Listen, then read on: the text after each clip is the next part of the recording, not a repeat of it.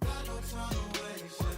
This would be my break, yeah. Got me feeling good, you can see it on my face, yeah. Nothing's out of place, yeah. Picking up the pace, yeah. Pedal to the metal, I'm the winner of the race, yeah. God's plan, word on my hands, you can't deny it, you know I'm the man. Count up an M, run up the bands, did it before I could do it again. Styling, profiling, I'm setting the trends. Late to the party, but it never ends. I'm making back every dollar I spend. Keeping it real, I can never pretend. Soon as I say go up on the rodeo, call me an angel, look up at my halo. I put some heat on the Beyond Fuego. Everyone know what I bring to the table. You know that I'm in this for life. The real ones, they stick to my side. I'm about to be ready tonight. Don't mean to be killing the vibe, but I got no time to waste, yeah. This would be my break, yeah. Got me feeling good, you can see it on my face, yeah. Nothing's out of place, yeah. Picking up the pace, yeah. Pedal to the metal, I'm the winner of the race, yeah. Chasing that bag until I'm at the top. You know I'm never gonna stop. I got the keys and I got them on lock. Last and lights, you know I rock. This is a vibe that you never could block. They can't get mad cause I'm walking the walk. They liking my style, they love how I talk. When I do a song, they wait for the drop. Might get some diamonds to put on my wrist. I take the credit I don't ever miss. I'm problematic, you never could diss. I make a hit that you never could skip. I got the drive, I'm up in the sky. You look at the clouds, you see that I'm flying. Only doing, you know I ain't trying. Keeping the mileage, catching the vibe. Ain't got no time to waste, yeah. This would be my break, yeah. Got me feeling good, you can see it on my face, yeah. Nothing's out of place, yeah. Picking up the pace, yeah. Pedal to the metal, I'm the winner of the race, yeah. Got no time to waste, yeah. This would be my break, yeah. Got me feeling good, you can see it on my face, yeah. Nothing's out of place, yeah. Picking up the pace, yeah. Pedal to the metal, I'm the winner of the race, yeah.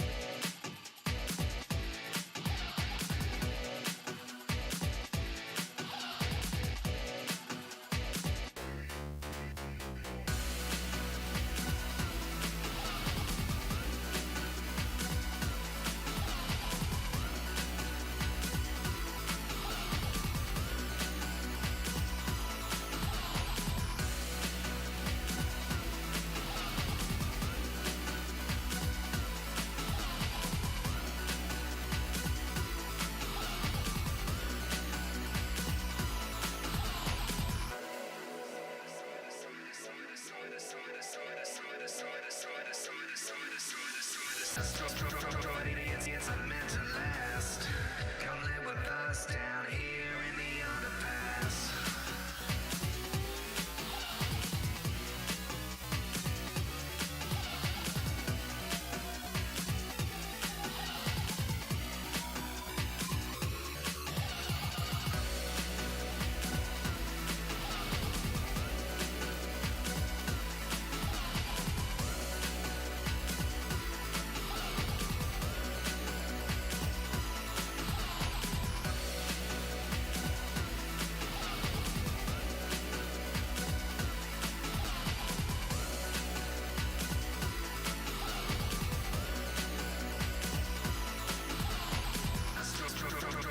It's meant to last.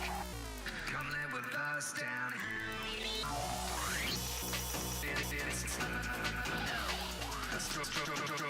It's here in the underpass.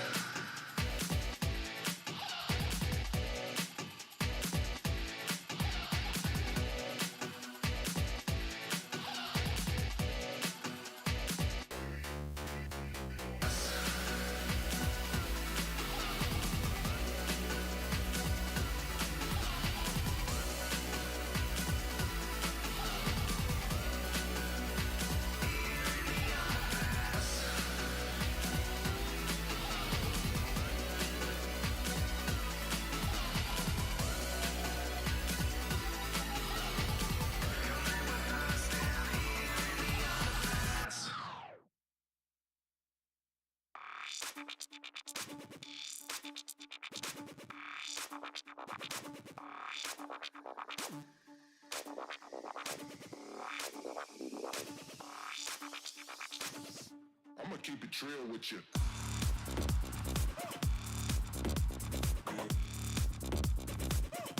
I'ma keep it real with you. I'ma keep it real with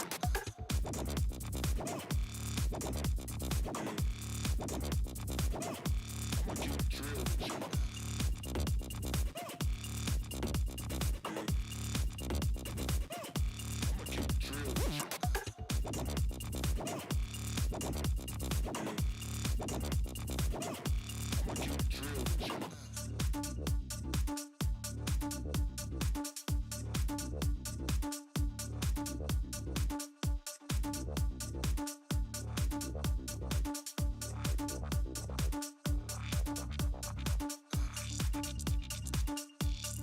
keep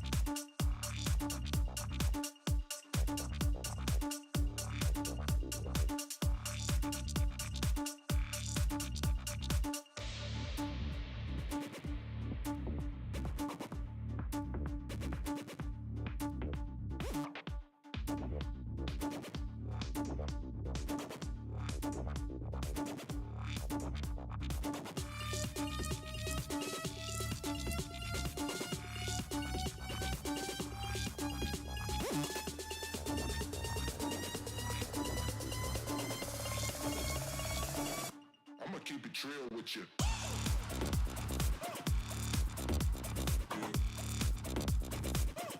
I'ma keep it real with you.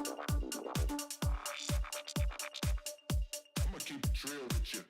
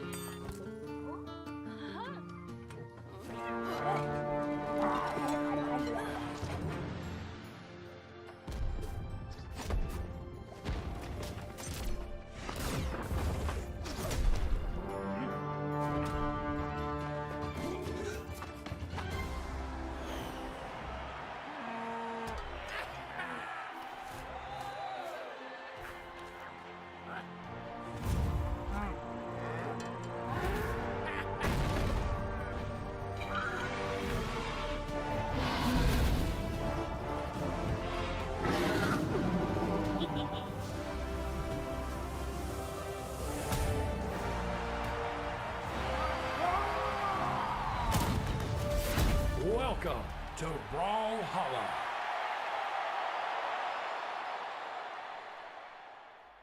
What is up, Brawlhalla? We are back in 2025 with, of course, the Winter Singles Championship. I'm Flambo. I'm here with PJ, and we're going to bring you into the new year of Brawlhalla Esports action. PJ, how you doing? I'm doing great, man. I'm extremely excited to be starting off this year. Something to note, of course, not only will there be an SEA stream, which will be us right now, we're going to get about 5 matches here, unless there's a reset, of course. There's also a MENA event that's going to be happening right after as well, which with new casters as well. So it's really exciting to see both regions represented on Friday. So make sure whenever there's a championship happening that there are 2 streams happening, one back-to-back next to each other. So I'm really excited to be here for Southeast Asia, one of my favorite regions. How are you doing, Flambo? It's been a minute. I'm doing really well. I'm as excited as you are. There's been a lot of things kind of happening in the realm of Brawlhalla, right? We got, of course, a few balance changes that people got to sit with and marinate over during the off season. And so I'm kind of excited to see how that's going to play into some of the characters and some of the matchups we see.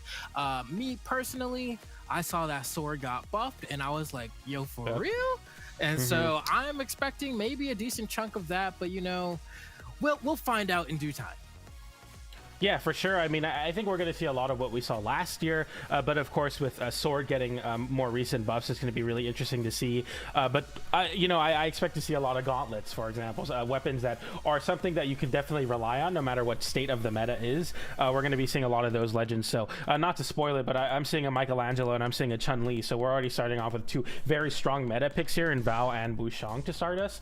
Which should be exciting to see. I know Southeast Asia is known for being one of the most aggressive regions, very, very fast-paced region. So I'm really excited to see how this one plays out for this top 6-ish we got going on here.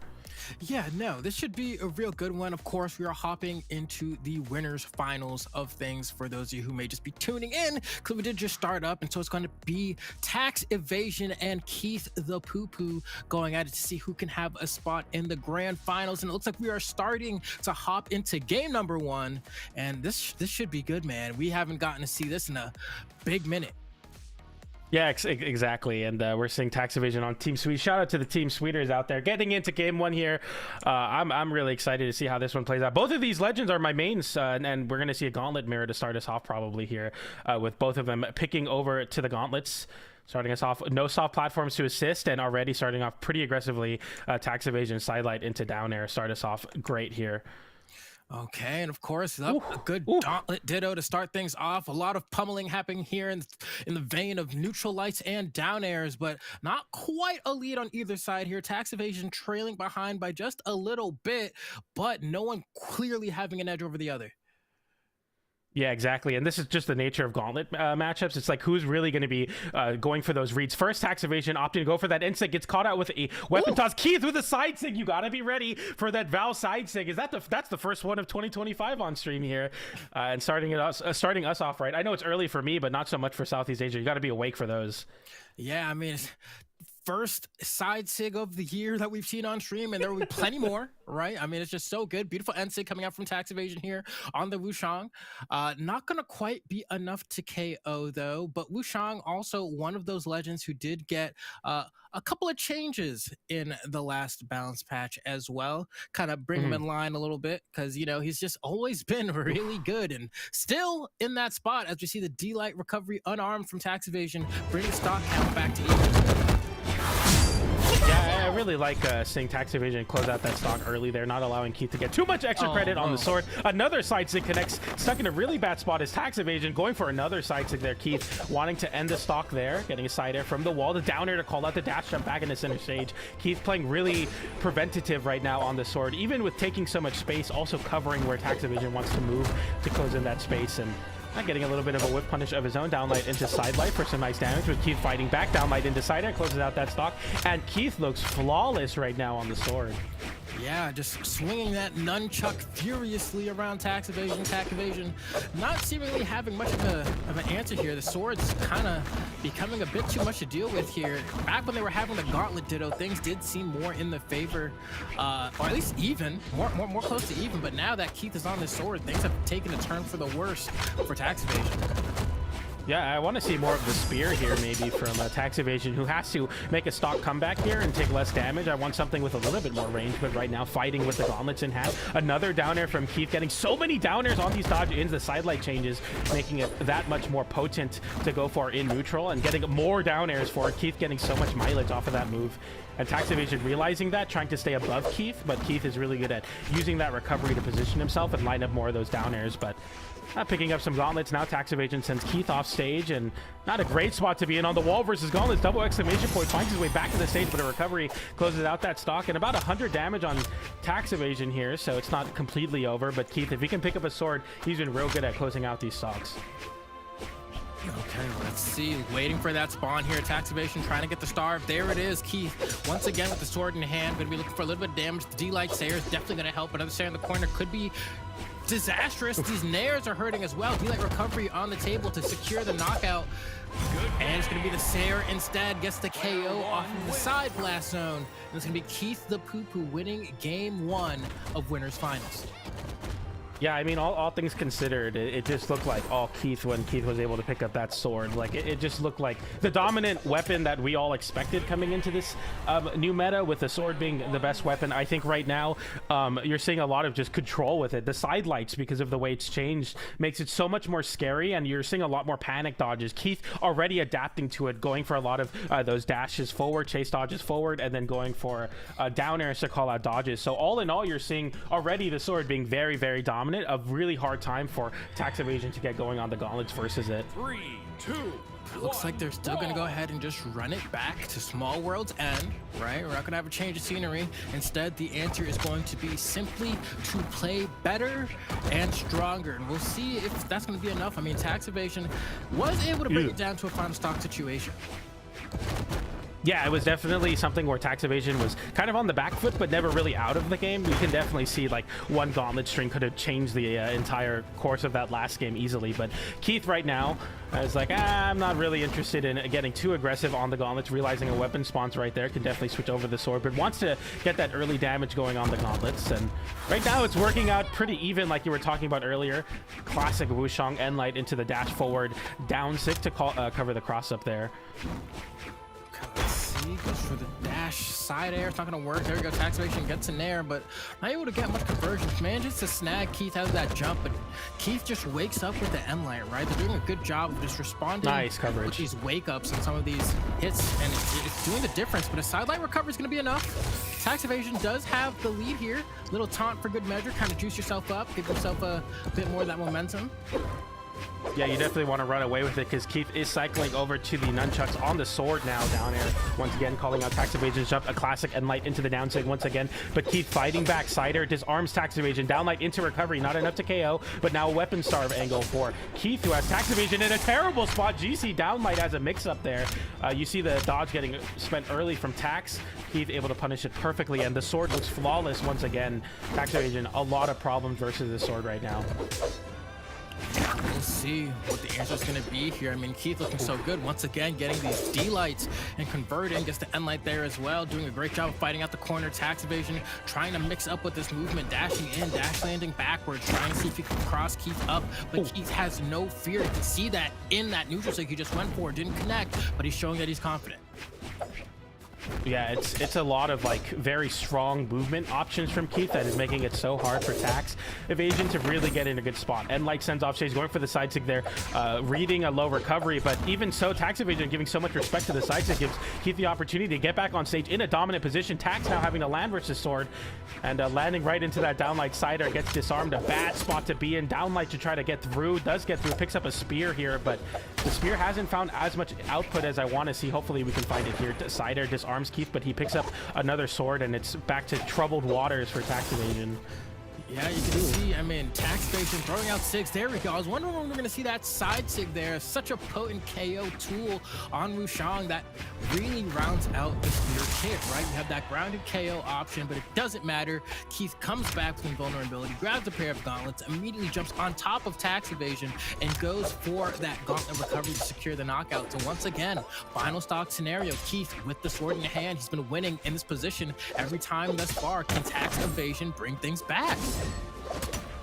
Yeah, we're seeing Tax Evasion playing very aerially based, even on the spear here, going for a lot of nairs to try to disrupt Keith, stacking on top with those down airs, and so far it's been working into moderate success, but with the gauntlets now online, getting a nice little conversion there, downlight into sidelight for some nice damage. Tax Evasion juggling the weapons, really trying to make this movement work. Side air sends off stage, terrible spot to be in, avoids the side air, able to get back, but gets clipped by a recovery on the way, a sidelight, but no conversion off of it, and they're back to center stage, both of them. Not in a great spot for sure as Keith pushes Tax Evasion in the corner, but man, this is close. Sidelight into recovery, closes it out. The gauntlets took over in that last stock. Yeah, and we like to see a good adaptation happen there. Granted, still extremely close game, came down to the wire, came the last stock, kind of last couple hits-ish. I will say that towards the end of that, though, Tax Evasion did have a decent chunk more damage wrapped up onto Keith, but it was still a close game, all things considered. He just having a really tough time landing, and Tax Evasion just completely capitalized on that situation. So good stuff there, because it looked like he was kind of having a bit of a rougher time finding those knockouts with the gauntlets before, but now we're going to have a change of scenery. We're going to Miami Dome. Yeah, absolutely. Bigger stage and more soft platforms definitely will help out. I mean, some soft platforms at that. Two tall ones make it, I think, equally beneficial for both players, but especially Tax Evasion, who's been getting called out a lot from getting those getting hit with like sidelight into down airs. Now you have somewhere to retreat to when you get hit by these sword moves. So we'll see how this one turns out here, as Tax Evasion starting off with a great start here, but going really deep with that down air, and we see Keith trying to line up a ground pound there, realizing maybe just to go for the safe option, picks up some gauntlets now, but Tax Evasion gauntlets are looking great right now. Weapon toss downwards, trying to extend the combo, didn't find it there though. And there we go. We see Keith trying to find his way around here, gets caught by the second hit of sidelight. That's a really tough scenario. The recovery's gonna be enough from the top of the stage, and Tax Evasion blitzes his way into the lead here. We're gonna see if Keith can bring it back, but so far he hasn't actually proven to us that he's able to handle playing from behind yet. We just haven't seen a whole lot of that scenario. So let's see how he manages to finesse here in this game 3. Yeah, I think leaving the stage open with the soft platforms versus spear can definitely be scary. We saw there the recovery into the chase on up recovery. Slide off Ensig there, the piece of slice, but I didn't get it. Down air once again, catching Tax Evasion, trying to jump back to center stage. A classic Keith option in this matchup so far, but we need to see less of the down airs and more of some bigger damage options. Ensig calls out the jump there.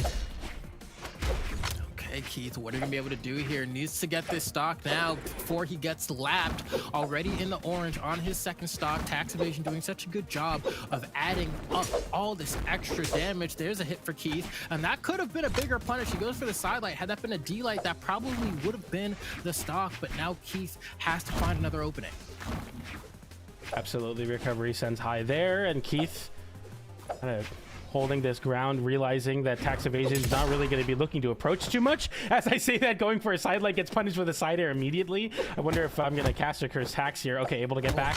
Good spot to be in. Keith trying to flip the situation, but Tax is the one to flip it. Downlight into side air, sends Keith off stage. Trying to line up an option to close out that edge guard. Keith going deep with the ground pound. A full Hail Mary option, and it gets punished appropriately. Weapon toss into down air on the spear, and this game looks all but over for Keith. We'll see if he can make a comeback happen, but Tax Evasion playing very, very well so far on Miami Dome. Yeah, you can just see the confidence from Tax Evasion just completely going up into the upper echelons of what it can be. I mean, just starting that entire reversal from a unarmed D-light, picks up the weapon, goes for a D-light in the other direction with the spear to then turn Keith off stage, and it leads to this whole conversion where he ends up getting the stock off on the right side. I mean, it's hard to try to make a comeback when you're getting cooked like that, right? Especially after the way you lost your first stock, getting knocked out on the top of the glass at a relatively early damage range. Now, things are just falling apart. You can see, like, Tax Evasion is just kind of doing what he wants. Yeah, it's looking real tough for Keith to find anything. Great feint there, looking to line up a side air, but instead jumping back, GC downlight to cover the wall, or sorry, down sig to cover the wall. Really clean stuff from Tax Evasion, and all in all, just a really great showing on the Miami Dome. I think the soft platform that enabled the really early KO off the top with the recovery, chase dodge recovery on spear made it so much harder for Keith to get back in the game, and Tax Evasion played flawlessly. I mean, look at that reversal on the replay, so clean.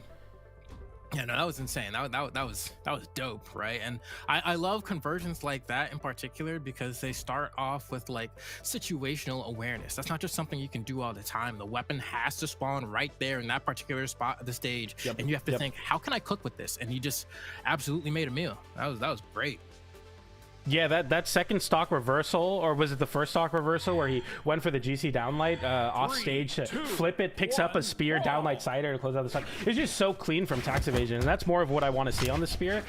You know, definitely the gauntlets are paying out really well here, but also the spear as a reversal option, as a way to kind of create some space between, makes it a lot better for tax evasion here, especially back on Miami Dome. We'll see how Keith is able to mix it up here and maybe close the difference. But right now, the soft platform for tax evasion looks like his home right now. He's like, I don't really need to leave it when I'm on the spear. Yeah, and I think, you know, maybe it was just a way to kind of bait to be able to go ahead and grab these gauntlets now, or maybe he's understanding that Keith doesn't know how to approach. Is that what the angle is here? Either way, tax evasion throwing out a couple hitboxes here, getting these sidelights into the delayed recovery to go ahead and catch the upward dodges from Keith.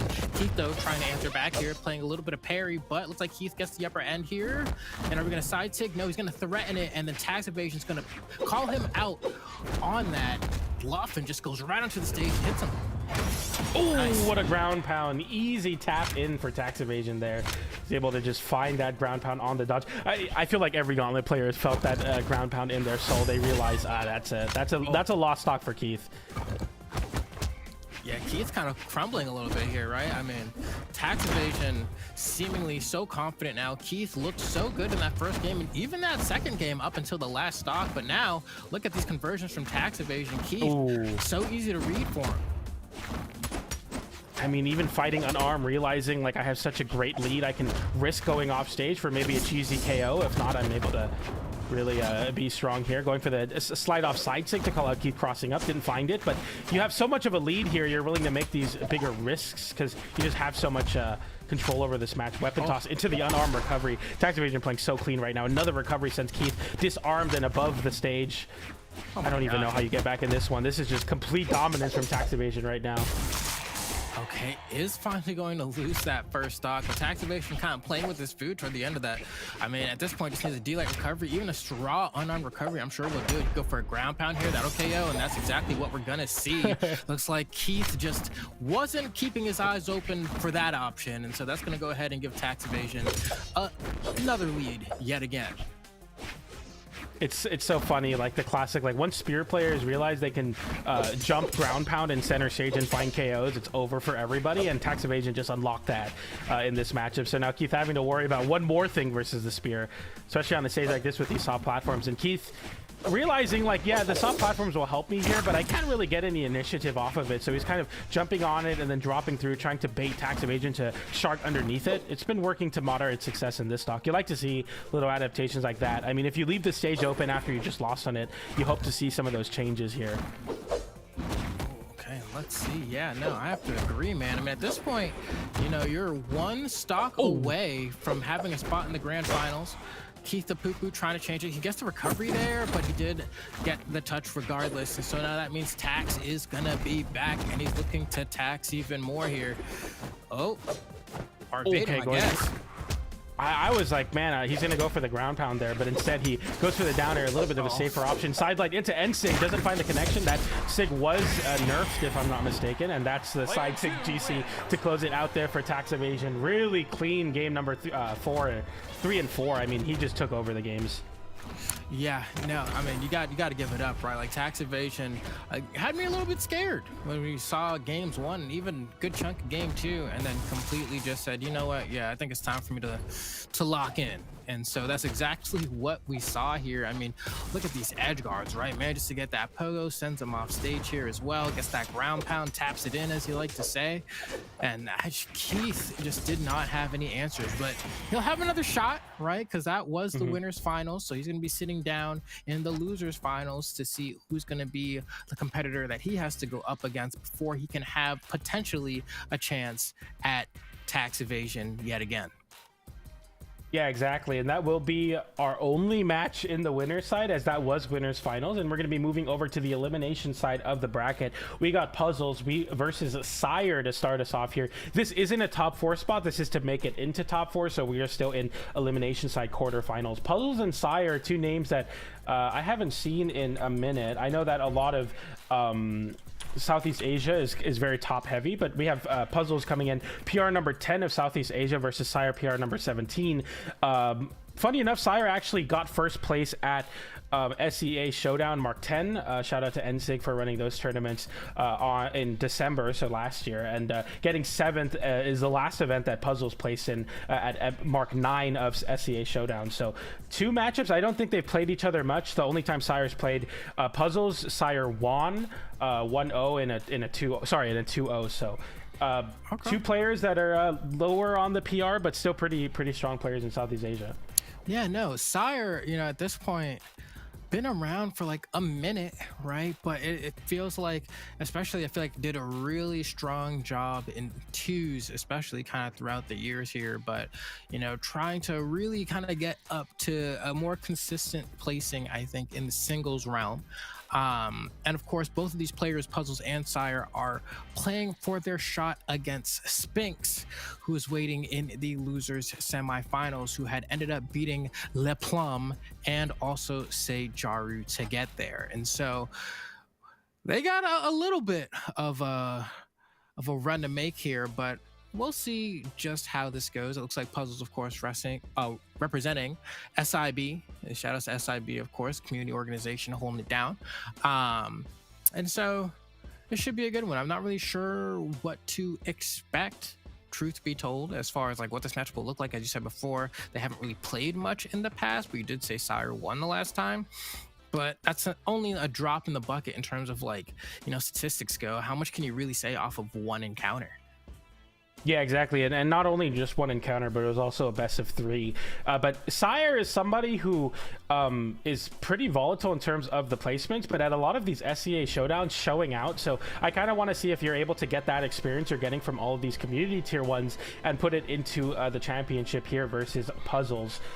This matchup is going to be very important because I think, you need to build some momentum off of this match because Sphinx is on an incredible run beating Le Plume and Sejaru, as you were saying earlier. So this is going to be like one of those matchups where you really got to win and win confidently so that when you go into your next match, you have some of that momentum moving forward here. Puzzles already hovering over the Jaeyun, so we're going to be seeing some Greatsword for Flambeau. We got both of my mains in the last game, so some Greatsword for Flambeau now should be exciting. Yeah, this is going to be good. I mean, Greatsword, of course, I'm kind of happy with how it is in the meta. I mean, you hop on social media and there's always going to be the complainers, the naysayers, if you will. But I mean, the weapon is good. I don't think you can really deny it at this point. There was a time where it was a little bit weaker. It had some issues with consistency, some wonky hitboxes, but now it's more or less pretty reliable, pretty consistent. I mean, we've seen it even in the past 2 BCXs, right? We've gotten to see Yus go ahead and win with that Jaeyun. But also, something I always have to tell people is that while Greatsword is strong, Jaeyun is stronger. His base sword kit is often overlooked because people say, hey, look at the bigger sword. But I'm like, no. That little sword, that's what ties it all together. Jaeyun's sword kit, I think, is the best in the game. I don't know who has a better sword kit than this guy. He has it all. No, absolutely. You have utility, you have recovery, you have a great way to close out stocks, you have plug and play signatures that called out reads perfectly. It's funny because we're seeing Jaeyun versus Bodvar, not to spoil. It's kind of like the pinnacle of sword signatures versus the beginning of sword signatures where, maybe there's power creep there even because it's Bodvar is just so old at this point in the game comparatively to Jaeyun that it's just crazy to see how night and day it can be. But we're seeing a level 100 Bodvar with the Darksaber, so I'm excited to see it here.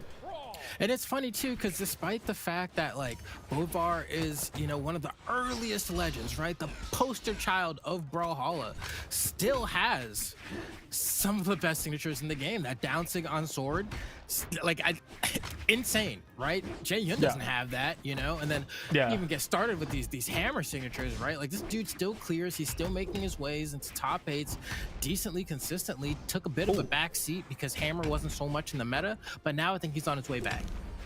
Oh, for sure. And I mean, there's not much to say about Bodvar when Sire is playing like this. Puzzle cannot even breathe. I mean, I don't even know what to say about that stock. Sire is just completely smothering Puzzle right now. Puzzle's getting destroyed off stage, getting hit with a 4-piece there. D-Light into the recovery. Sire not stopping Puzzle, fighting back with the Greatsword. You take me to Demon Island, I blend in with the stage. Maybe this is some home field advantage for Sire, but he's on Demon time right now. He's playing incredibly. This is ridiculous. Is this the new Hammer Goat already? Like, look at this, man. He reversed the NSIG 2, right? He knew he was in Puzzle's brain, and I knew that he won the last time they played, but I'm like, oh man, did it look like this? I guess it must have. You did say it was a 2-0, and I think I might be starting to understand why. We haven't seen much, if anything, from Puzzles in terms of the Greatsword.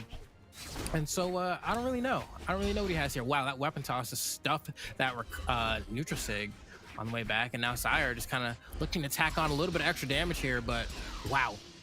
Okay, there we go. Why the down air?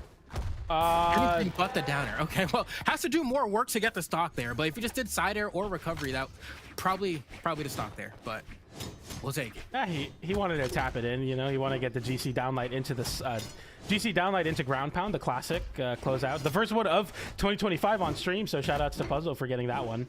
He should get a Steam achievement for that for sure. Oh, okay, and now he's actually starting to cook a little bit with this Greatsword now that he's had a chance to pick one up and actually play the neutral a little bit. Sire just waking up out of hit stun with the downlight, and I love this call out from Puzzles here, just going for the immediate NSIG, not really calling out a dodge. Had he done a spot dodge, maybe he would have been able to get it or a dodge up. Either way, Puzzles bringing this all the way back. Wait a minute. Passing up Sire for so long, and suddenly the game is even. Sire taking so much damage before even getting a weapon here, and Puzzles effectively one sidelight read away from potentially winning the game. Yeah, he just needs one big open up here, gets it there, pops up Sire, looking for a juggle state, but the side air comes out, and Puzzle now stuck onto the wall, but getting back to center stage, fighting back in a great way, going for the big read forward. Sire actually just doesn't hit any buttons and is able to get out of that string pretty safely there.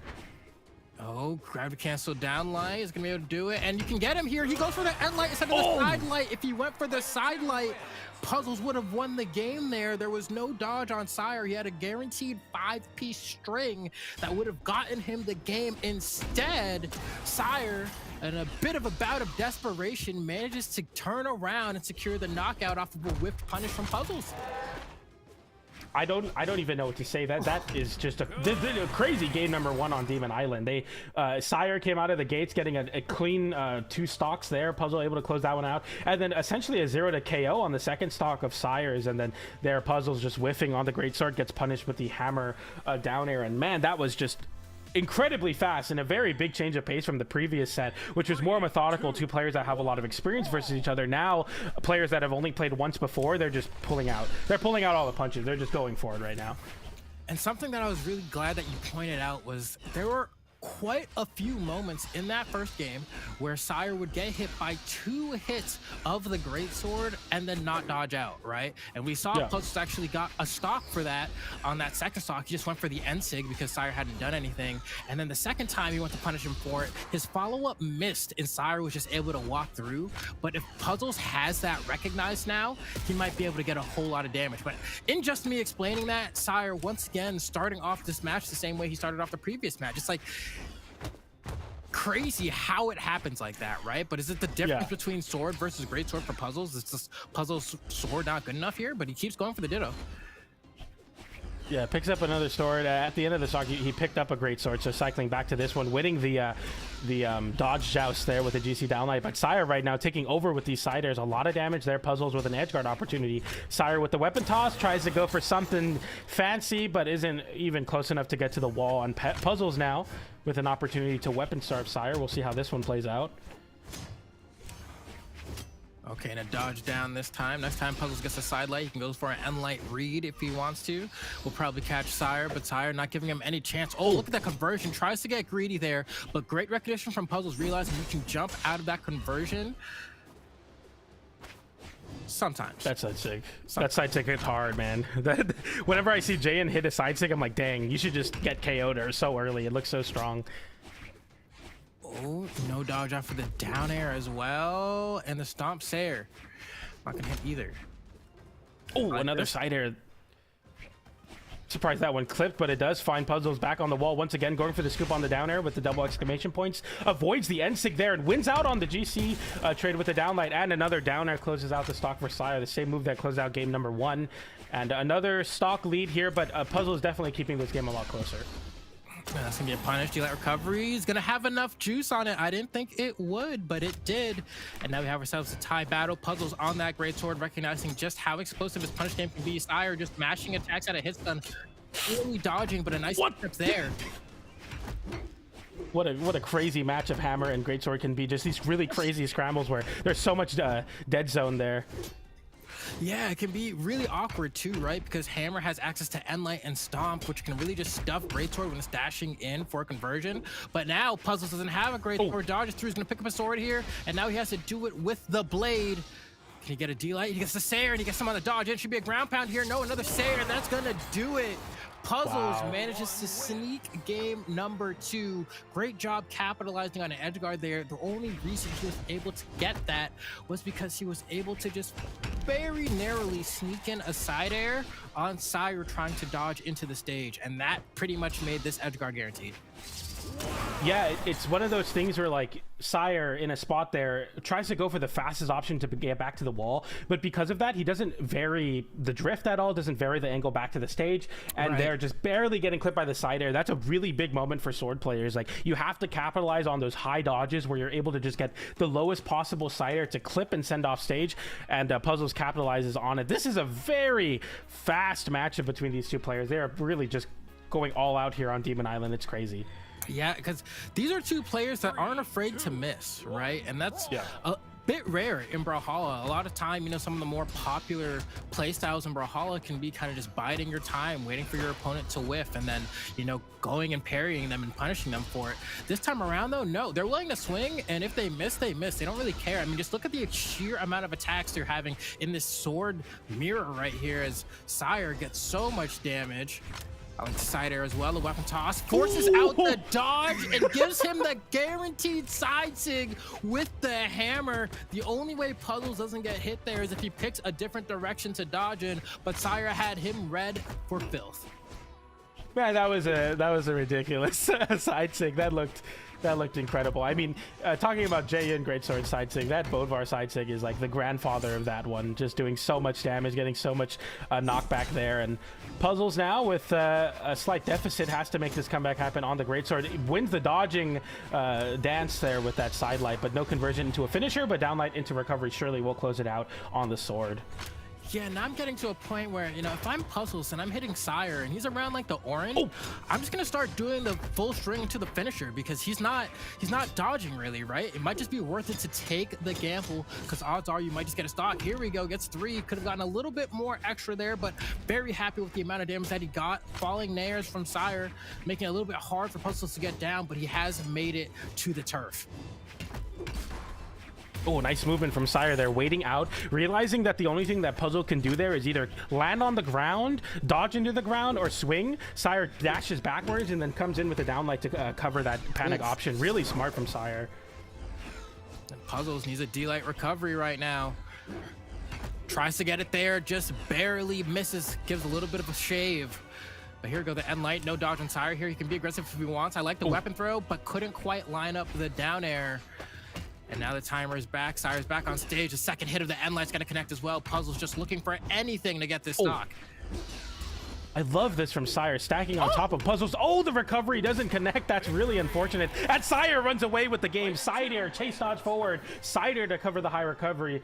And Sire closing out that game. Wow, that was clean.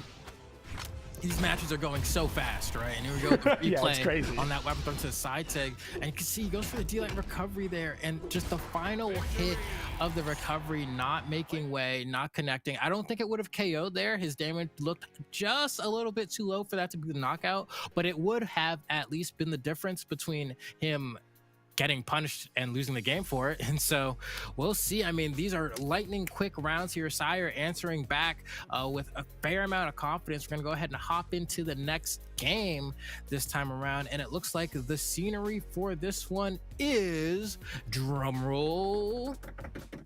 This is a long loading screen. Come on. Okay, there we go. Small World's End. We back. We back. I'm curious on why we decided to allow this to happen again, where Sire was able to just create so much strength just by literally positioning yourself in a way where you just punish Puzzle for having to land eventually. Like, Sire is really good at closing in the distance, forcing Puzzle to land, and then stacking on top of Puzzle with a downlight and getting so much damage. I mean, it's like classic Hammer counterplay to Greatsword, but it's been looking really tough for Puzzles on this stage specifically, especially because it's so small. You don't really have many places to run. Double downlight into recovery there since Puzzle off stage. Charging up the side, so you gotta be careful there. Come on. All right, let's see. Puzzles. All right, trying to make up for it here. And the gravity cancel slide light to get the finisher, stabbing him effectively, piercing right through the heart to go ahead and secure that knockout. That's so good from Puzzles. You know what? You made up for it. I was mad you didn't get that punish before, but you made up for it in spades. And now has the lead here. And you were wondering kind of like, why back to Small World's End? And I think this is the reason, right? Because with Greatsword, all you need to do is cook a couple times. That's it. The flatter the stage, the easier it is. Going to go for the double down air doesn't connect. I mean, Sire's going to get back onto the stage, gets falling there as well. But Puzzles, I mean, so far in the lead now. And Sire able to close out that stock, stop the bleeding early enough. I mean, you're about 100 damage on yourself if you're Sire here, but Puzzles now fighting unarmed, gets the unlight there, able to pick up another great sword. So Sire once again playing very grounded, positioning underneath Puzzles, looking to cover these landings, gets the sidelight into downlight, but no conversion into the side air, a little bit too low damage. Weapon toss into Nair, juggling Puzzles now. This is exactly what Sire wants. Continually covering out these landings from Puzzle. Double downlight into side air, disarming Puzzle. Really bad spot to be in, but picks up a sword now, has an opportunity to fight back. Cross up side air to close out, not close out the stock, but essentially do it there. Clean GC downlight off stage. Just like that, Puzzles on the back foot after a very strong early lead here. Great backdash as well from Sire. Puzzles gonna have to wait a little bit to be able to get this weapon. Sire has the sword down, so he has these really quick options to throw out end like to throw out recovery, but it does look like Puzzles is going to get this great sword. Well, how much damage can be taken before you get the stock? You need a recovery here or something. Okay, what are we cooking? Ooh, oh no, that needs to be an end light or end light side light. Yep. Have to go for the upwards finisher there, but that will close out that stock. And Puzzles with an opportunity. We saw what he was able to do in the last game with just one opening, or not the last game, game number 2. Okay, hold on. Puzzles bringing it back though, and no dodges from Sire on these hits on the strings. And Puzzles keeps waiting for it. This time he just goes for the finisher because he says, "I need you to dodge." And hopefully that statement makes the difference here, as Sire only needs one more game to move further in this bracket. Puzzles needs to win 2, gets stomped, down aired, and the Nair is going to lock it in. Sire takes it over Puzzles 3-1 in a very fun, fast-paced set, man. That was great. Yeah, really, really great stuff. I like when it's matches like that where there's a weapon that is similar between the two, but then like two very different legends, even though they both share a weapon. And we saw Sire really just be very expressive on the hammer. It was really cool to see, not only using the signature kit well, but just overall understanding the name of the game, which was, I'm going to encroach on your space, force you to land in the corner, and then punish you accordingly for it. And Sire was so successful in a lot of those spots where Puzzles literally had nothing to do besides maybe swing or dodge, and either way Sire was able to punish it. Very clean stuff and a really great set to and like I was saying, Sire needs momentum into Sphinx, I think, because Sphinx is playing really, really well right now. Yeah, right. I think it's interesting to watch because Sire played that matchup in a manner where it's like, okay, normally, you know, with Jaeyun, you have your sword, you rack up damage. Sometimes you secure knockouts with it, but then you have your great sword for your burst potential. Or when you do get a dodge, you get like all this big extra damage, right? Hammer, not generally considered a weapon that like does that. Normally you rack up your damage with the sword. If you have to, you'll get the KO with it, but then people swap over to the hammer to get that stomp Sayer, early consistent knockouts. But the way that Sire played it was like, wow, every time you're hitting them with this hammer, you're getting like 4 hits, bro. You're doing like stomp into jumps, GC stomp into like recovery into recovery again. You're making the hammer look like a great sword with the amount of damage you're getting per engagement, and that's not something you see every day. Yeah, absolutely. I know we were talking a lot about the hammer, but it looks to be that Sire is swapping off of the hammer in favor of the Katars, as we see in Ahsoka Tano over here. Just want to give a little bit of history between these two players. Sphinx, PR number 6 in Southeast Asia, really great run beating Sejaru and LaPlume in the elimination side of the bracket. But, you know, Sire being PR 17, 10-3 in matches in Sire's favor. So Sire dominating the matchup between these two players. They played 13 times in total, Sire winning 10 times out of the 13. So this seems to be a matchup that Sire is really confident in. Sphinx is going to be on the Tai Lung, so I'm excited to see kind of what happens here. And Sphinx is looking for a teammate for Winter's doubles next week, I think. So hey, shout outs to that too. If you need a teammate, Sphinx might be on the market, but nonetheless, we're getting into game number 1 here on Demon Island, it looks like. Okay, looks like we're probably going to go ahead and reset this game real quick because we just saw a nice little plunge from Sire there. Sire might not even be in the lobby here. After seeing Sphinx has to be the one to go ahead and move him off. And so we'll hop right back into that in a moment. But, I mean, we already saw what the legend picks are going to be here, right? We have Asuri and we have Tai Lung, right? Or Mordex, right? And so Asuri definitely, I mean, right, these are both legends that they've had their time in the limelight multiple times, right? You can't look at these characters and be like, I've never seen this in a Brawlhalla topic before. They've both won at this point. I couldn't even tell you how many tournaments each of these legends have won. They're that popular, right? You have players like Markimu, Sandstorm. On the side of Asuri, though, she has taken like quite a bit of a back foot, right? I can't really remember the last time in my head that Asuri won like an official Brawlhalla tournament. Maybe like some community tournaments here and there, but like official Brawlhalla tournament, it's been a little bit, my brain is saying, but still consistently able to make it pretty far. Whether it really just depends on how people feel about Katars at the moment. You know, if Katars are like really good or people think it's really good in the meta, then Asuri is like kind of everywhere. But right now I feel like I think Katars are still very good, but just no one's playing them because I think Gauntlets seems to have kind of distracted everyone from the power of Katars. Oh, for sure. And I think that there's a lot of variance in the Qatar legends on how, you know, good they are in the meta game. I know, like, when I think Qatars, I think of Guichibu in North America, but it's been a minute since Guichibu was able to win an official event. We'll see if he's able to pick up the momentum in this season. But nonetheless, we got Sire starting off very confidently here on the Ahsoka with the Qatars already. Realizing I don't really want to play Scythe versus Hammer. I don't think anyone does. I want to play some Qatars instead. And right now, Sire is completely smothering Sphinx. It looks like more of the Hammer, but on the Qatars now, just completely smothering the landings from Sphinx. But Sphinx on the Scythe fighting back here. Okay, let's see. Sire trying to get back on. Okay, and you can see Sphinx gives up a lot of space there, actually. Kind of just content with giving up that corner and saying, let's just play neutral one more time. I think I'm confident in my ability to win it. And now both of these players, just one D-Light or Sidelight recovery away from securing the stock. And Sphinx gonna go ahead and secure a little bit of a baby lead here. Yeah, definitely. I think on a legend like Asuri, you're looking to kind of capitalize on these smaller margins in terms of how much of a lead you have. So Asuri, a character that can't take a lot of hits, but struggles when you do get those hits and you just get KO'd relatively early. I mean, definitely compared to Bodvar, but there's Sire able to close out that stock on Sphinx and even it up here. And you can see he's trying to move quicker on this Asuri, going for a lot of dash, jump, dash lands to maybe mix up Sphinx, but Sphinx looks pretty much unfazed. Right, here we go. A couple of good hits here from Sire. Okay, and tries to chase there a little bit. Not gonna be able to get the extended conversion, but got like a good 4 or 5 unanswered hits. But unfortunately for him, Sphinx just retaliates and secures the knockout. So who cares how many hits you got? This guy's getting stocks. Ooh, big open up there. Endlight into the Nair, getting so much damage onto Sire. And right now, Sphinx, after Sire started off really confidently, Sphinx the one to really take over the game. But there, the dodge and the classic Ensig from the Asuri Qatars closes out that stock.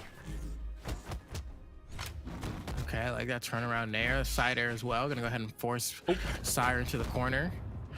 I like this retaliation with the down air into the recovery, and Sire struggling here. Maybe this Asuri's pick isn't going to be the one. We'll see if he sticks with it for game 2. But Sphinx just goes ahead and secures that game number 1.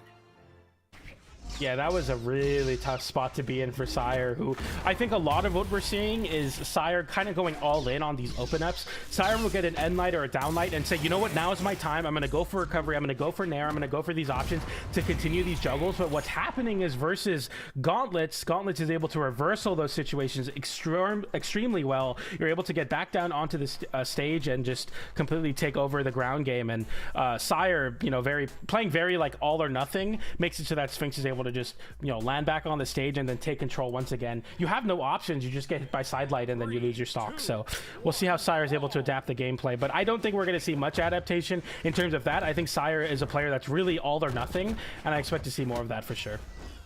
All right, let's see here. Sphinx once again kind of just tackling with these gauntlets here. Sire not really having much of an answer, whiffing a lot, throwing out end light.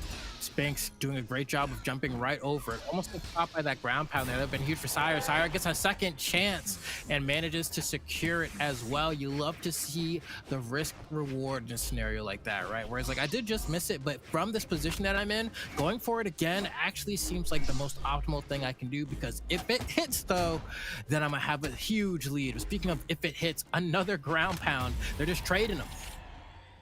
That's a crazy mix-up. I'd be probably pretty mad if I got hit by that in ranked, but a really clean active input up, I believe, to close that one out. Or yeah, active input into the ground pound. We got new technology on this side. I haven't really seen anyone go for that in quite a while here. Side light into the end light into the Nair. So much damage for Sphinx, who's continuing to fight off stage, but Sire flips it. DC down light into the down air. Another down air closes the stock. Speaking of reversals, Sire with a big one there and takes over the game. That's a huge stock lead now. Yeah, that one's a little rough, right? If you're Sphinx, your options to get back are kind of limited. You burned your dodge, so every time you get hit, you have to burn a jump to get higher. Sire knows that, so he just keeps reading the jump, because what else are you going to do? Your only option otherwise is recovery, and if you recovery, you're definitely going to get stuffed out, and you definitely want that to make it back to the stage. But regardless... Oh, the side air. Wow, that was like the quite literal corner, dude. That was insane. Yeah, that's this is like very tilting, you know. If these things happen to you in ranked, you're definitely mad about it, but they're somehow doing it at the official level, and they're still like, you know what, we're fine, I can still win this game. Sphinx realizing, you know, I can still find a classic, you know, scythe Nair on the wall, but Sire not giving it to him here, going for the GC downlight. Scary spot to be in every time I see Sire go off stage, but it doesn't matter. The downlight into side air closes it out. Yeah, Sphinx was fishing there, right? He was like, all right, I'm behind by a lot. I need to do some classic scythe shenanigans to win this game. So he's jumping, he's trying to get down airs to active input Sire off stage, maybe a Nair to go ahead and turn him around. And so he burns so many options that by the end here, he has to use his recovery to get back. And he has two options, either a recovery onto the stage or I try to go for the ledge. He decided to go on stage, got punished with a D-light because of it. So pretty solid understanding of the situation from Sire there in that game 2 to understand how to navigate it and make sure that he just wins. But now we're hopping into game 3. And I mean, these guys, all these sets for Sire have just been so fast, right? Like he just kind of runs whoever he's up against down. And if he loses, but he never lets up. Yeah, exactly. And this is kind of what I've been expecting from Southeast Asia when I saw that we would be commentating it. I'm like, I expect to see like 1 or 2 players that are really going to just push the initiative and really get these matches going through. And we're seeing that in the side of Sire. And Sphinx, you know, like... you know, it's still 1-1, so it's not like Sphinx isn't doing anything, but it really feels like Sire is a player that dictates the pace of the match. Win or lose, it's going to be very, very fast-paced, and Sphinx just trying to be very reactive. A lot of dashes and just trying to get these end lights into his opening side light there. Gets the pop-up, but no conversion. Just literally not even 1s and 2s, just literally 1s right now for Sphinx. And you can see Sire, you know, kind of shades of the last set we saw against Puzzles, will get hit by these setup moves and just not dodge. So Sphinx goes ahead, he gets these active input soft side lights where he's popping up Sire, and then Sire just does nothing, right? And so if I'm Sphinx, next time I get one of those, you gotta let the NSIG rip. Yeah, exactly. And Sire right now getting some really great juggles on Sphinx, evening up the damage there. Gauntlets online for Sphinx now, though, and really great feint, looking to bait out a dodge into the corner, finds it, gets the end light, but Sire able to land back on, or touch the wall there with the down air. Clean stuff. I guess another side light to send Sire off stage. Is waiting here. He wants to downlight. That'll get the knockout, or maybe another side light in the corner is going to have enough juice. And Sphinx starting off with a little of a lead here, swapping over through those gauntlets. He wants to rack up that damage with the string weapon here. Okay, nice little hit there with that end light. Sire able to go high with that recovery. Not enough to KO quite yet. Sphinx flips it or tries to with a ground pound. And speaking of which, Sire goes for the big ground pound. Sphinx getting so much damage off of it. Gets a ground pound of his own. A second ground pound. A GC downlight into ground pound. It doesn't KO, but a nice extra credit. But somehow Sire able to come out on top in that exchange and win it out with that recovery to close out that stock. Yeah, honestly, good damage from Sphinx. Sphinx, of course, I think wanted to get the knockout there, but just wasn't able to get rid of enough options from Sire. His damage was just too low.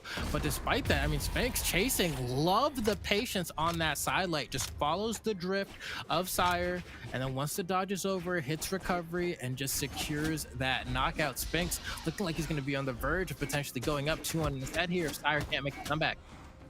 Ooh, nice open up there. That's huge damage for Sphinx, who continues to extend this one stock lead with the damage. Now looking to lap Sire in damage. Sire downlight into Cider. You need this edge guard. You need some success here. Finds the down air and air. Nice damage, but Sphinx gets back to center stage and immediately starts end lighting again. Okay. Love this. Side sig not going to connect here. Sire kind of a bit on a desperation one here. Needs to get rid of this stock. And it looks like he's going to go ahead and pick up the Katars. Was that, I think, an unarmed D-light into Katar pick up recovery? I think was a true combo he went for there. Yep, for sure. That's the nair there. Double nair. That's some nice damage.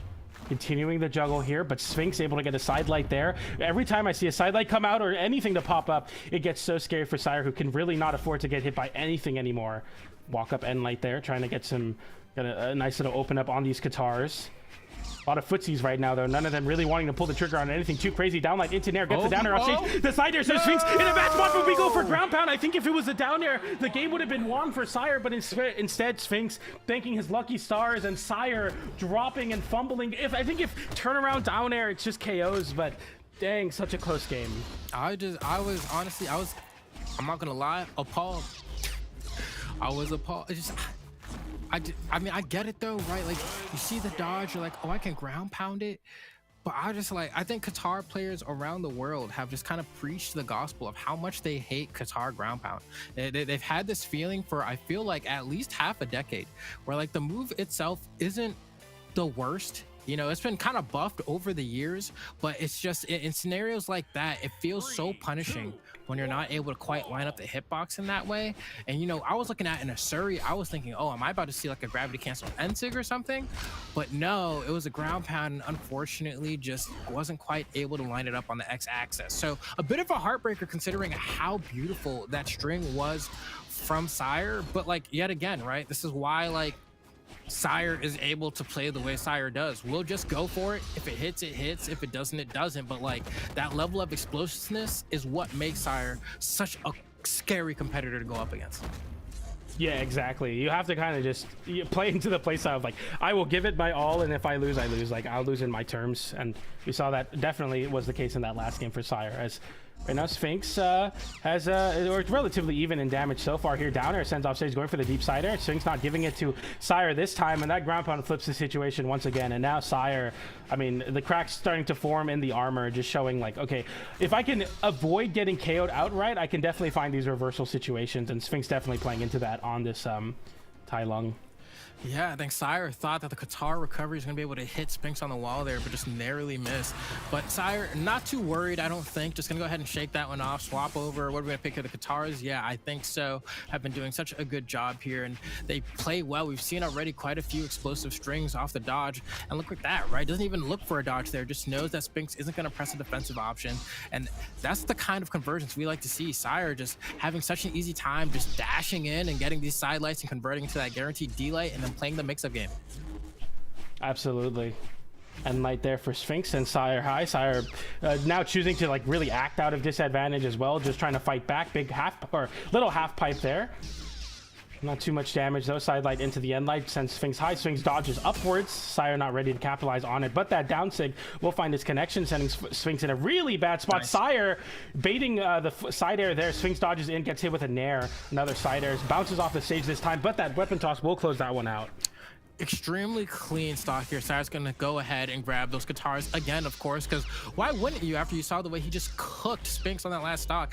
And he's just getting all these unanswered hits, right? That was like 4 or 5 hits from Sire, uncontested. Spinks just finally getting a weapon here, but the momentum is all Sire right now. He's just having such an easy time. Look at the way he's moving, right? These dash lands, these dash jump dash lands are scaring Spinks away. It is from Sire now with the stock lead, looking to close in. And yeah, Sphinx is now kind of in the Sire position where Sphinx is really going all out on these reads. You see the sweat beads come out there, really putting it all out, trying to close out this stock. Sire going for the big end sig to close out that game. Sphinx not giving the jump. End light sends off stage. Weapon toss not connecting. Recovery into down air, varying the height of the recovery. And Sphinx gets the very deep sider to close out that stock. We are now in a last stock here in game number 4. Sphinx needing 1 to move forward into the elimination side finals. Just 1 more stock, but we'll see if Sire gives it. Okay, let's see. Sire with the Nair here, just trying to close things out. Basically like a D-light recovery away. Tighter in the corner might be enough. Not quite. 1 more hit here. And Spinks needs a turnaround or a crazy gauntlet stock. Could start here. No, yes, the Nair. He's too scared to go for the sidelight. And Sire just looking for anything. He's like, I know this game is going to be over soon. Spinks is trying to hang on. Uh-oh. The dodge in. That was big. Every side player wants that read, but Sire gives it, but doesn't get punished, and you're able to scramble back down with that guitar down sig to close out that stock. Okay, Sire. Oh, just a completely different beast in that game. Spinks trying so hard to stop him, but if Sire's able to continue playing like that, oh, we're going back to Demon Island as well. I don't know. I don't know. I'm worried for Spinks here. We're gonna find out in game 5, but I don't. Sire looked incredibly strong in that last game. I hope Spinks is able to, because really the name of the game here is, right, you need to slow him down. It's either, you have 2 options. You have to slow him down or you have to overrun him, right? Sometimes in platform fighters, the answer to stopping an aggressive opponent is being more aggressive than they are. But then you have to be able to like convincingly do that. Alternatively, sometimes you got to ice them out a little bit, but it's hard when someone's this explosive. I mean, look at Sire already starting off the game like he's going up against the bot in training mode, right? Like Spinks really needs to figure out something. Yeah, absolutely. We big attempt there with that down sig, trying to get a read there. Sire going for the big side sig off stage as well, really trying to swing for it all and close out this stock early, get that stock lead going. But the sword is picking apart this scythe right now. Sphinx sending Sire in the corner, though, has an opportunity to find some play here. The end light sends up, but no conversions off these end lights. Sphinx is hitting a lot of end lights, but not getting a lot of conversions off of them. I want to start seeing some reads come in. Yeah, I was going to say the same thing, right? Like, I think his plan right now is slow things down, but he's also playing not confidently. He's getting his hits where he needs to. There we go. This should be a conversion. Tries to fast fall with Sire and gets the side air, but it doesn't connect. Maybe a reversal. Nope, it's going to be Sphinx losing that first stock. He's not playing confident enough. He's getting the hits and then he's not going for the conversions anymore. It's like he's trying to maybe rely on his reaction time a little bit more, but the reactions are not reacting. Yeah, it's wow. I'm not. I don't know about that. Ground pound somehow still hits him with the recovery. That's insane that we go for that, but it works out anyway. Sire getting back to the wall there, double down air, mixes up the angle of approach to the stage once again, and Sire fighting back on the unarmed right now. Okay. Just didn't find the read there. Recovery reversal, nice damage. Down air, out of disadvantage. Down air into downlight, into down air. No big follow-up, but the weapon toss disrupts Sphinx's attempt. GC and Sig on the unarmed to get a nice little damage there. I mean, right now Sire is in Sphinx's head. Okay. Jeez, yeah. I mean, it's tough, right? Where I'm sitting here, I'm like, I want to see Spinks go for the reads. Spinks goes for the reads. It's the wrong read. It's like, dang, like what do you do here if you're Spinks? You just got to really like lock in a little bit, I guess. Goes for the side light. Nothing yet again out of hit stun. He just can't seem to get a grasp on what these defensive options from Sire are going to be able to capitalize fully. You see the approaches from Sire here. Downlight into recovery, smothers Sphinx in the corner, finds the KO, and we see the get back there after that taunt in game number 2. Sire saying, I'll get mine here. Okay, let's see. We have one more shot here from Spinks, right? Game 5, can't lose here, or else that'll be his bracket run completed. Needs to get some juice. Has the gauntlets, has only been hit once. Not the worst position to be in, all things considered. If he can get a huge punish, nope. Goes for silent recovery again. It's not going to be it. Maybe go for a sidelight, gravity cancel sidelight. You know, that's like the gauntlet classic, but you know, just can't seem to quite get it. Goes for the ground pound, and he gets it. Hold on, we have a real game. Right now, Sphinx, like, not so much success on the scythe, more so on the gauntlets, but sticking to the scythe and, yeah, looking for that end light. I want to see these conversions happen. The down air whiffs there on the dodge through. Sphinx now with another end light. No follow-up. Big no dodge. A lot of damage there. I'm not done with you yet. I want you back on the stage. Down there, Sire now is kind of floundering off stage, picks up some Katars, now looking to get these anti-airs of his own, going with these end lights and down lights, going for the down light there. Sphinx punishes with a down air, forces in the corner, side light into the end sig, no conversion though. Sire getting sent off stage after getting hit with a side light anyway, and Sire in a terrible spot. Weapon toss goes nowhere. A weapon gets picked up from Sphinx now on the gauntlets, unarmed on Sire. It's a scramble in center stage, and the recovery comes through. Not enough to KO though. The weapon starve online now, realizing one recovery is all you need, but Sire gets a double recovery on the unarmed. He's fighting back. Sword online now. He's a D-Light recovery here, and just one recovery from Spinks, and he gets it! Spinks is able to take out Sire 3-2 in what seemed like a pretty scary, felt like it was getting closer and closer to kind of the zone of helplessness, manages to clutch up. And I appoint this to exactly one dodge punish that he was able to get. There was a dodge down and in from Sire where he just barely was not able to touch the floor, and so he got the full dodge cooldown, and that meant that Spinks was able to get Enlight, Nair, Sair, Nair. That's where we saw him reverse the Nair back onto the stage, and then he was able to continue his punish from there, and that gave him everything that he needed to bring himself back into this game. It can be small interactions like that that can be the difference, man. Yeah, and you know, I hate to say it, but that might be a taunt to get bodied. Like, we saw the taunt, we thought, you know what, I'm in a spot where I can't really lose this, you know, up 2 stocks to 1, and there, unfortunately, it just kind of slipped away as Sphinx was able to get those big scythe reads. I think the biggest notable thing, and I think you audibly reacted to it too, was when Sphinx got the end light into Nair, and then somehow converted it back to center stage, saying, like, I'm going to continue to go for the reads, I'm going to continue to play into this. It just became chaos as Sphinx was able to run away with that game.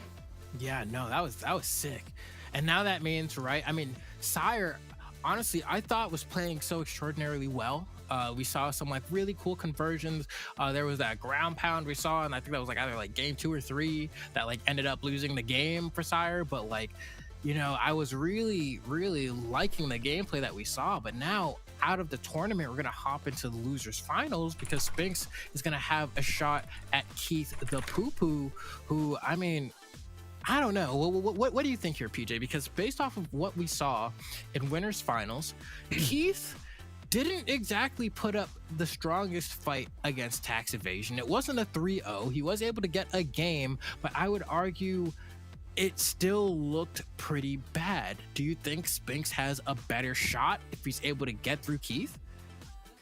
I mean, it's definitely going to be tough for either player to face tax evasion here, but I think Sphinx is playing really well, and I think we can definitely see it him find more success. I mean, it's really tough to say because Sphinx, like, it didn't look like a really dominant win there, but it still felt like, you know, Sphinx still has it in him to continue forward and keep making these upsets happen. I guess we're gonna find out. I mean, we're loading into game 1 of losers finals. Spinks still on that Tai Lung. Keith, of course, still on the Michelangelo, that epic crossover skin for Val. And we're hopping over to Small World's End. Let's see what happens.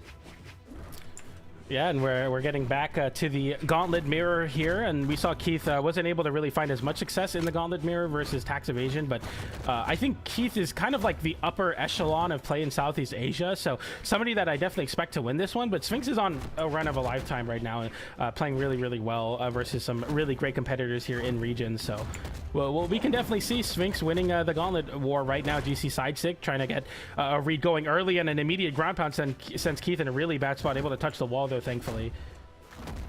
Let's see, Gauntlet Ditto, the recovery is not going to KO there. Spinks catching the landing, and we see the spot dodge, which means for Spinks, he sees that flash and he says, all right, I'm pressing recovery immediately after this side light because it is going to be a guaranteed conversion, and that's what secures him the first stock. Keith now going to have to get a little bit of damage and then start fishing for a D-Light Air or recovery or that side sig, but it's not going to work on Spinks this time around. Yeah, I like that from Sphinx, with an opportunity to kind of overextend there and try to make something happen, instead saying, you know what, I can kind of rely on myself to win through the positioning game and not really going super crazy. Goes for the dash jump down air. Keith going for it. Oh, and gets reversaled. Weapon toss into unarmed ground pound. Down air closes out. Sphinx seals the stock away. I saw immediately after the weapon toss. I know Sphinx smells blood in the water and finds the KO there. Oh my goodness, what a flip. Yeah, just like that, game one seeming a bit further out of the realm of possibility, especially when Spinks is getting conversions like this. Keith finally getting a recovery to get rid of the first stock, but needs to play so immaculately, needs to play the way Spinks did against Sire in that last game to go ahead and bring things back. Otherwise, it's going to be 1-0 in Spinks' favor here and beginning out of the elimination finals. And so far, things are still looking pretty bad for Keith. Yeah, I mean, trying to get things started on the sword here, but just really can't find much. Gets the end light into recovery. Sphinx now sending Keith off stage. Unarmed down light to get an edge guard going. Didn't find it, but Keith fighting back right now. Yeah, he's trying to do something, giving a slice of piece of the Sphinx, nice. But Sphinx doesn't care. Gets a sidelight recovery yet again, securing yet another stock and also a game, going up 1-0 in this elimination finals. And I don't know. We'll see how Keith does in game two. That match was a little bit more polarizing, I think, just in the sense that, like, we saw Sphinx get a pretty good early stock on that second one, right? And so, like, generally as the flow of games go, if they're going back and forth or whatever, sometimes you have a moment like that that's like an explosive outlier that doesn't necessarily represent how the flow of the match would go otherwise. And so I'll feel like I'll have a better understanding of what their dynamic will look like as we go into game two. No, I definitely agree. Like, when those like crazy circumstances happen where you're able to flip an edge guard at literally zero, it's definitely hard to tell, like, really if that's going to be the motif of the match. But I don't expect that. I definitely think Keith, you know, a player that once Keith is able to settle into his own mental game, he's able to really make these comebacks happen and really play the game you want to see. And Keith already picking over into the, leaving it into Miami Dome. So more of what we saw in winners finals. Okay, let's see. Keith starting off with this lightsaber here, racking up a fair amount of damage. I mean, slight lead damage-wise on a Sphinx here and might be able to get the stock. Goes for an end sig here. I actually think Sphinx was looking for the side sig just because Keith has represented it so many times. But either way, the dodge that Sphinx did actually covered both of those options. And so Keith's gonna have to think a little bit harder next time. But this D-Light Sayer almost enough. Can't get the edge guard. Tries to get the grab. Can't turn around down light, but just narrowly misses it. On center stage now, Sphinx getting the gauntlet side light here. A lot slower of a pace of the game than the previous game. I think just the nature of Miami Dome for sure with these soft platforms. But Keith now scouring into the corner, looking for that down light there. A jump side air gets punished by Sphinx with a side light into the Nair side light. So some nice damage there, but no crazy reach so far. But that side air sends Keith in a really bad spot. Keith able to fight back with an unarmed recovery into the gauntlet side air to close out that stock though. All right, let's see. We're locking in. Keith, what is your answer here? How much damage can you get before you lose this stock? And the answer is a pretty decent amount so far and counting, man, just to get quite a few juggles with those neutral airs. Great maneuverability around the end sig, but Sphinx just says, you know what? I'm going to try again. Yeah, it looks like you know, Sphinx able to close out that stock there, and only about 100 damage on Sphinx right now. But it's like Keith is just really slowing down the pace of this match, and Sphinx is really trying to make anything happen. You see they're going really deep for these edge guards now. Like, okay, I don't really want to return to neutral. I want to continue this advantage state. Going deep for that down air. Didn't find it there. Side stick comes out from Keith, tries to flip it. Sphinx getting a reversal. Side air doesn't fully connect, but still sends Keith downwards because of the wall. But okay, somehow they both make it back to stage with very few bruises on them for it. But that's a scary edge guard. All right, extremely close game here. Sphinx gets the anti-air, no response out of Keith out of hit stun, just falls back down to the ground. Oh, goes for the down air into the down light. The classic mix up there on the send back in, but Keith able to dodge through and get an end light to send Sphinx off stage. Sphinx now having Keith off stage after he's able to make it back to center. But yeah, you see this, they're opting for a lot of movement as opposed to swinging, because they realize like when it's neutral, it's a lot slower. Keith can kind of play around these soft platforms really well. So can Sphinx now. So none of them really wanting to whiff anything because the whiff punish is inevitable. The side air sends Sphinx off stage. The weapon toss sends him lower to the wall, but it's going to be hard to close out this stock. You need a read here. Didn't go for it. Sphinx flips it with a side air now. His opportunity to get a read off stage. Can he find it? No, he can't. Keith gets the recovery there. Oh, nice. Oh, yeah. T-Light side air, just tried and true. One of the classics, man. And now you're sitting in a spot where it's like, all right, Sphinx, you know, up 1-0 in the set, trailing behind by a little bit, but arguably not that much. I mean, Keith, last time he was in this situation, was able to rack up a fair amount of damage on the sword before dropping the stock. Oh, that should have been the recovery from Sphinx. Needed to fast fall there and get under Keith and launch that to go ahead and get the stock, but just didn't get the execution there. And now, an opportunity for Keith to tack on even more extra bits of damage. Ooh, nice nice read there from Sphinx, realizing that the safety for Keith is definitely on that soft platform, and realizing, okay, you know, spending a lot of jumps low is definitely going to look to refresh them on the soft platform there. Really smart stuff for Sphinx, keeping this game relatively close, and definitely a lot slower of a pace of a match, but Sphinx showing like even in the slower matches, I can definitely still play in your tempo and find a lot of success here. Gets the sidelight into Nair, gets the dodge read there, down air into the recovery. Nice damage from Sphinx. Keith reversals with the down air, but no big string afterwards, and now Sphinx with the damage lead here. Oh, okay, man. This trading flurries of blows here. Damage pretty darn even, if I do say so. So we'll see. He comes out on top here. Sphinx, oh, gets the chase there once again. Doesn't just, he wants a juicier conversion. He could have just gone for the recovery. Oh, geez, the chase from Keith. That's a crazy signature, not signature, crazy recovery to go for that chase dodge with not a lot of horizontal movement. Down stick comes out there for the first time for Keith. Now Sphinx in a really bad spot though. And you make it back to the stage, dodges through, gets the reversal with the ground pound. Can he close it out? It doesn't even need a second hit. Sphinx flips it. Keith sending himself off stage for just a moment, and Sphinx jumps up with the ground pound. Keith going for what seems to be the safest option with that end light, but he goes a little bit too far to the edge there, a little too close to the sun, and gets reversal. That's so unfortunate for Keith, but Sphinx will take those. Another reversal with the ground pound on the gauntlets. Insane. Yeah, Sphinx kind of tapping into the clutch there.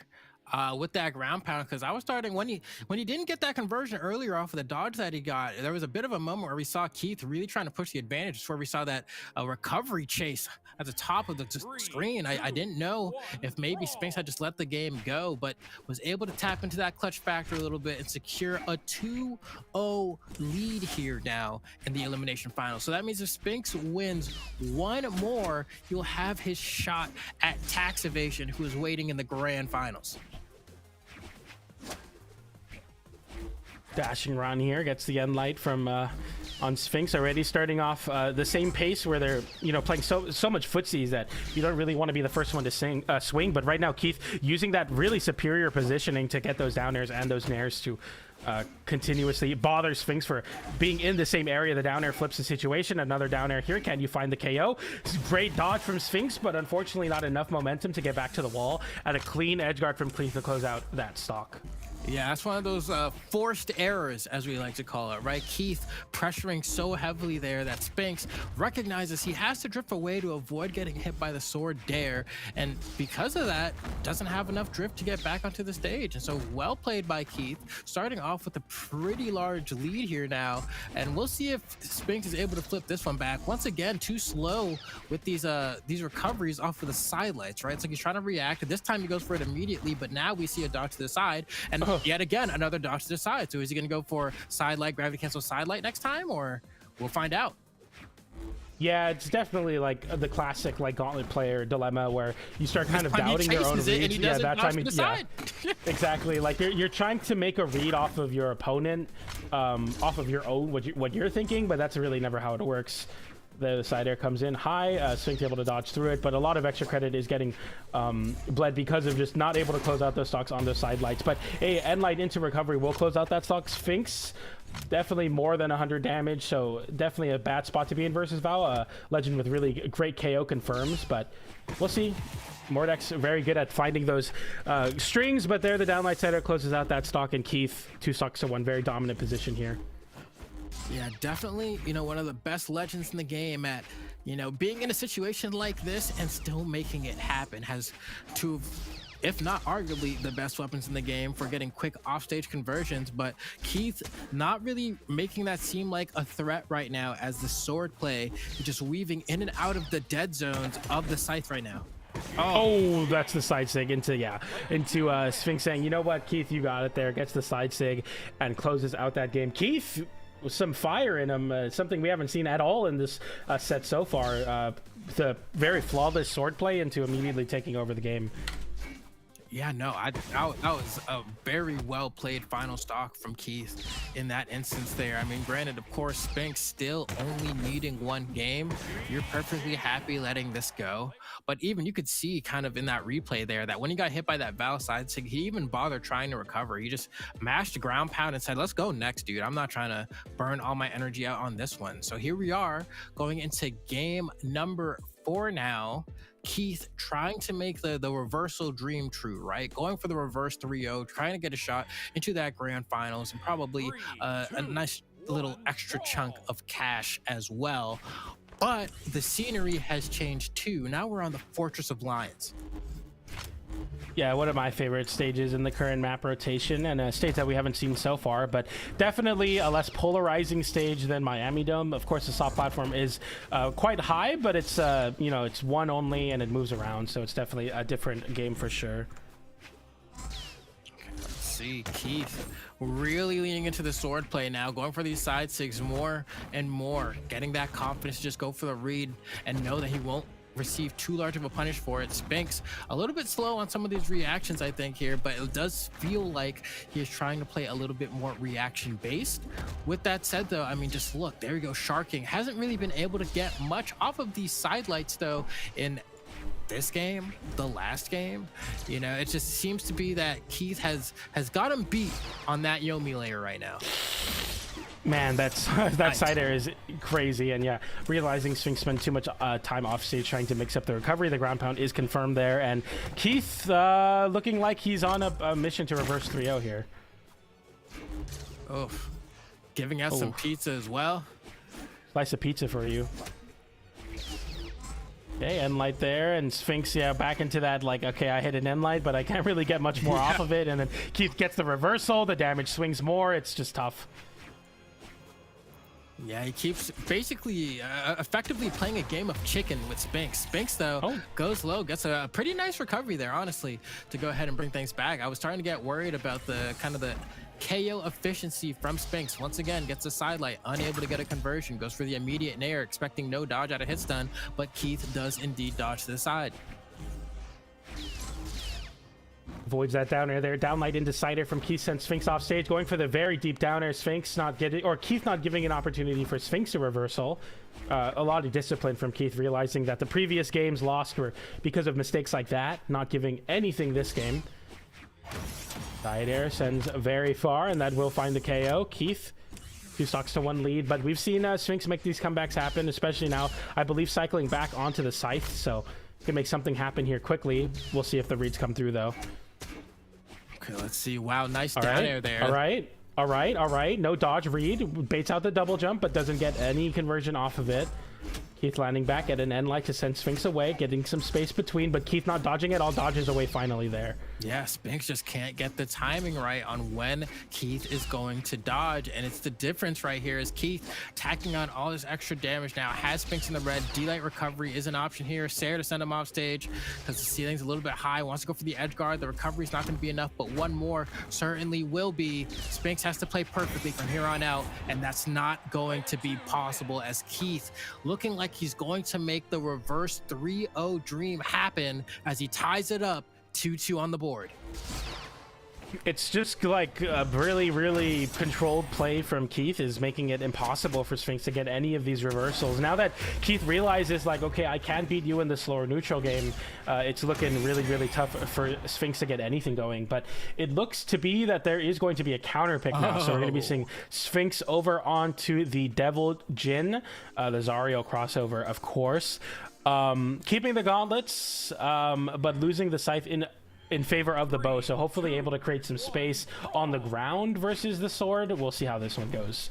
All right, so this one gonna be pretty interesting, right? I mean, of course, you can't look at this legend and not think like, well, who's done it before, right? And the answer is very simple. There's just two people in the world that ever plays Aerial. One of them is Balloon Boy and the other one is Batonic, right? And so Yeah.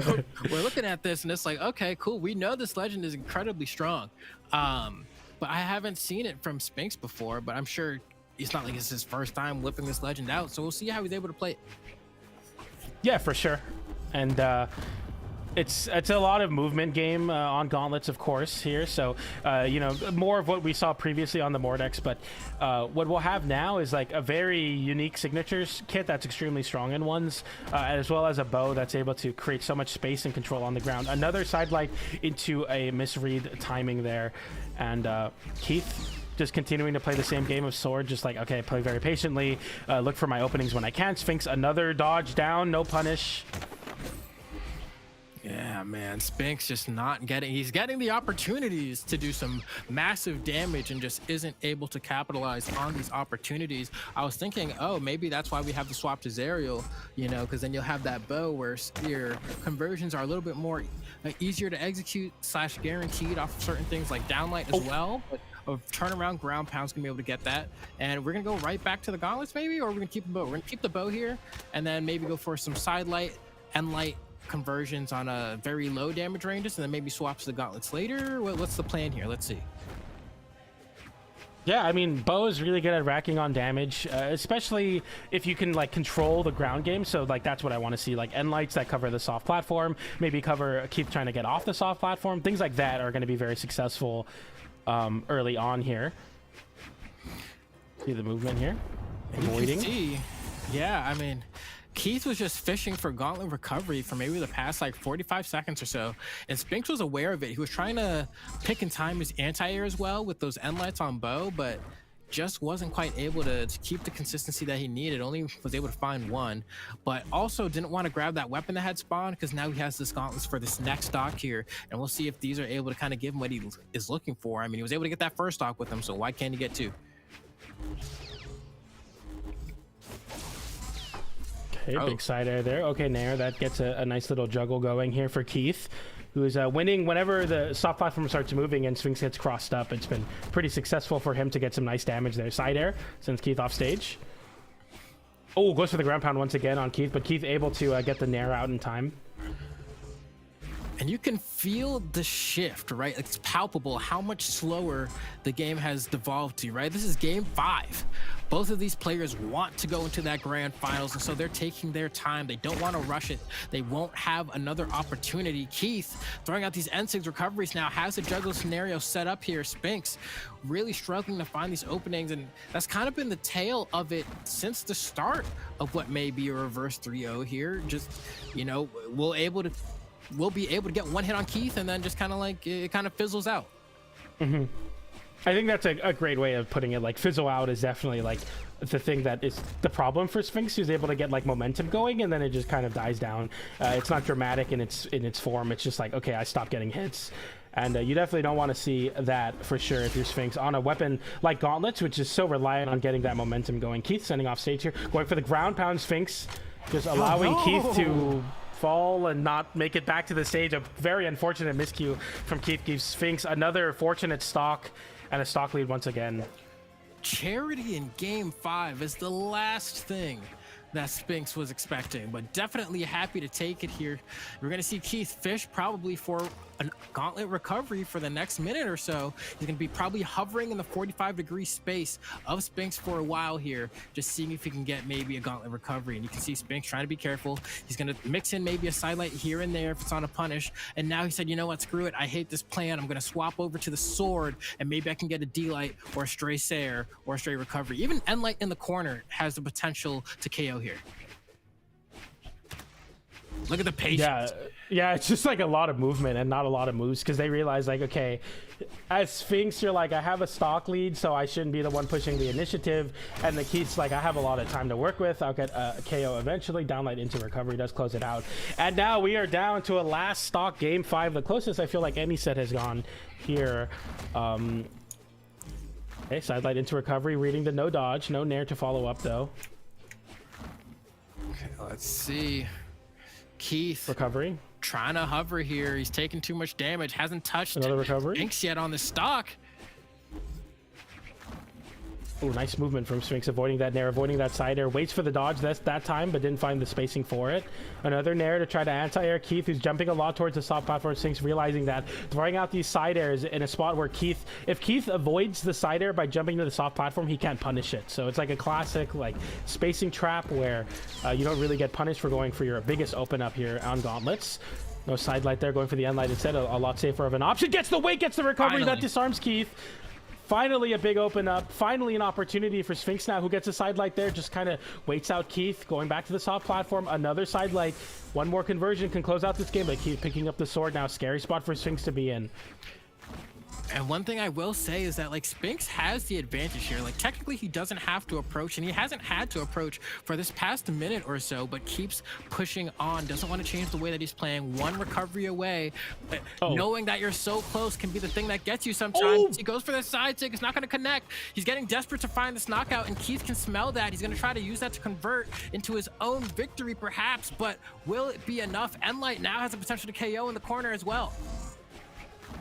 You just need the one hit. You just need the one thing to close out and put an exclamation point on this crazy run. Can you find it here? Keith fighting back, down air into the end. Sig, it gets punished by recovery, and Sphinx denies the reverse 3-0, takes it in a very close game 5 with that recovery. The thing we've been talking about, him struggling to find the connection into. That time, all you need is a whiffed end Sig to close out that set. Yeah, right. I mean, you could tell Keith, I think, could smell the desperation off of Sphinx in that final game. And so he was like, well, you know what? I think I can like start throwing out these signatures without getting punished very hard, especially, you know, he's playing Val, right? Like that N-Sig, you are rarely getting punished for that N-Sig on Val. So he's like, in a situation like this where he's really nervous, I'm gonna keep throwing it out. I didn't get punished the last time I went for it. Maybe I can do it again, but just didn't do it in the right situation where he wouldn't be able to get punished for it, you know, and ends up losing it.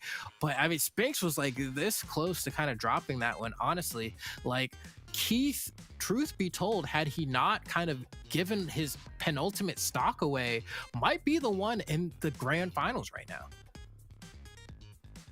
Yeah, absolutely. And that's going to be Sphinx once again taking another name in his run all the way into grand finals. We're going to see if Sphinx can take it over tax evasion. But before we do, we're going to be going to a short break, and we'll be back with grand finals of Southeast Asia.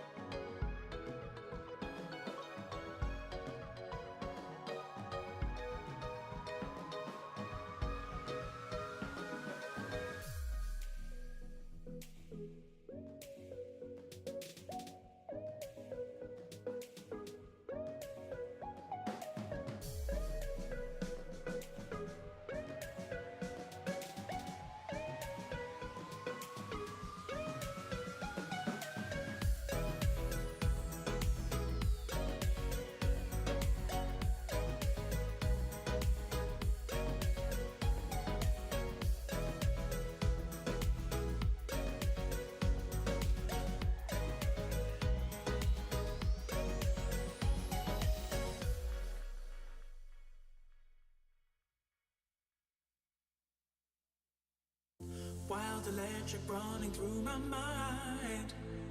Daylight slipping away, yeah. Feel ready to release that sound. Embrace this beautiful day. And I never knew I could feel like this. I'm alive with vibes so positive. So I smile easily. So I smile easily. Smile.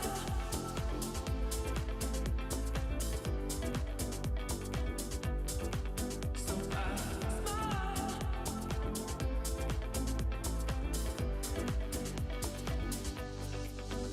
And I never knew I could feel like this. I'm alive with vibes so positive.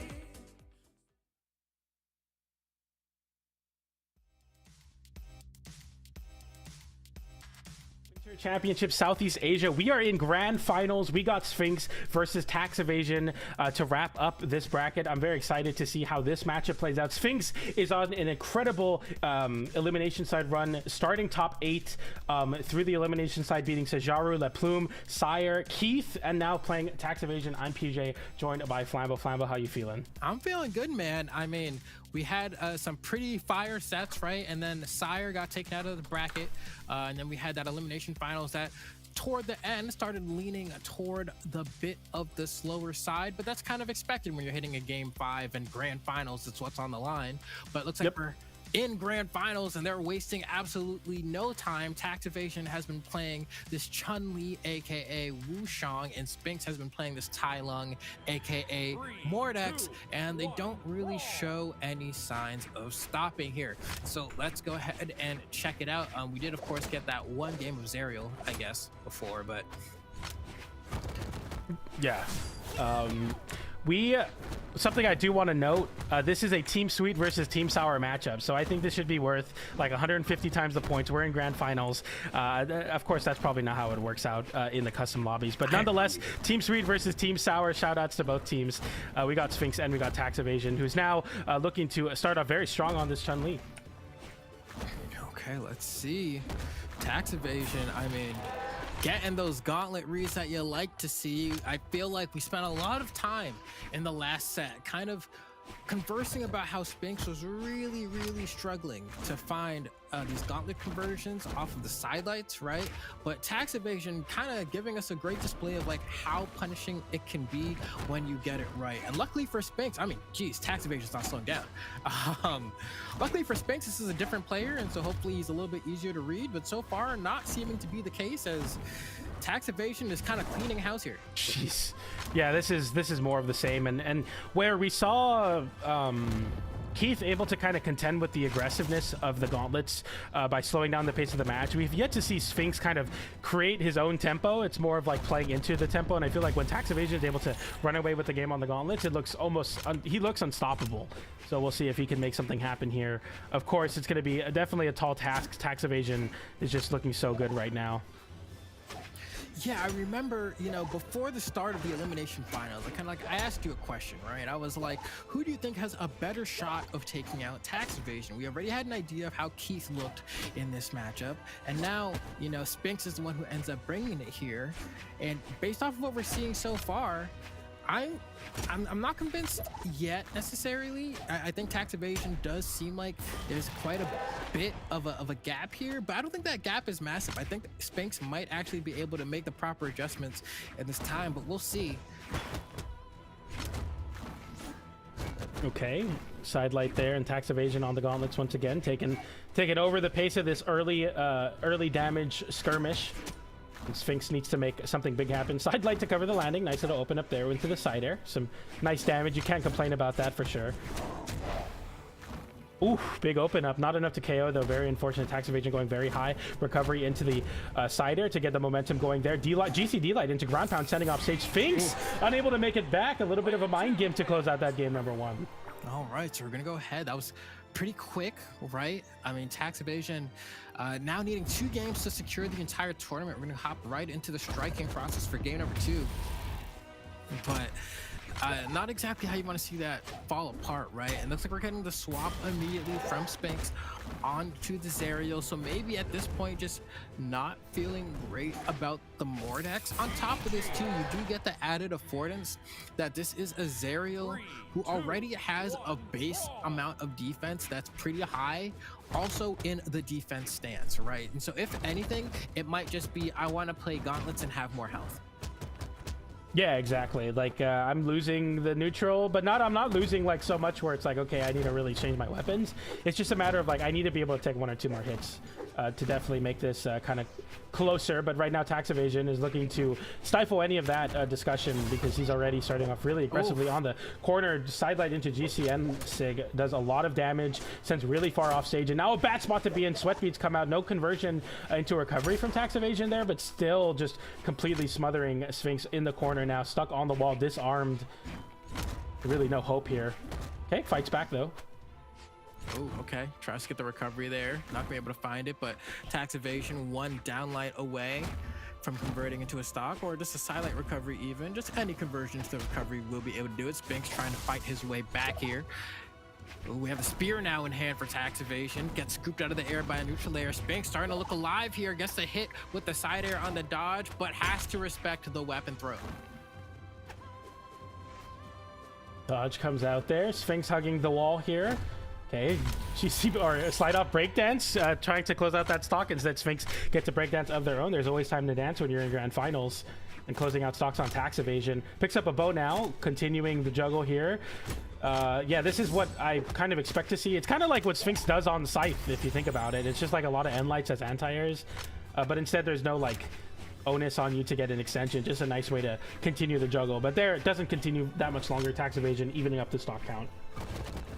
Let's see. Tax Evasion once again doing a pretty good job getting these conversions, getting these end lights without much issue either, and just going right under Spinks there in the extended kind of offstage sequence there to get the recovery. Extended string here as well. So much damage. Swaps over to the spear, and it's just like that, the damage lead that Spinks had amassed dissipated over the span of what, 5-10 seconds.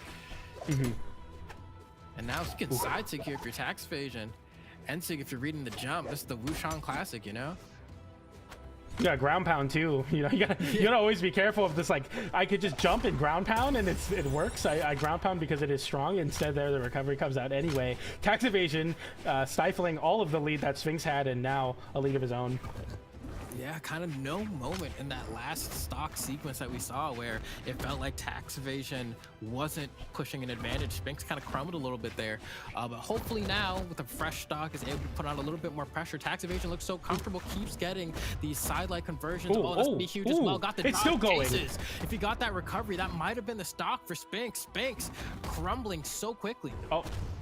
Oh, that's a bad spot. Oh, yeah. Oh, it's bad. Oh, but he gives the recovery. So even if he wasn't able to make it back, still had the chase dodge. Side stick comes out though.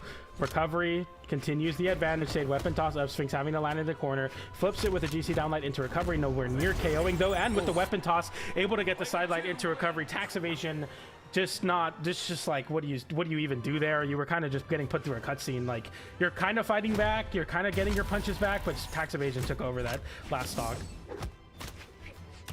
Yeah, no, I yeah, it's like, that's tough, man. That's a really tough spot to be in, because you're just getting everything red. The weapon toss into the pickup, like it's just complete control from Tax Evasion. Because at the end of the day, I feel like the name of the game here is you need to hit him, and every time you hit him, you have to make it hurt.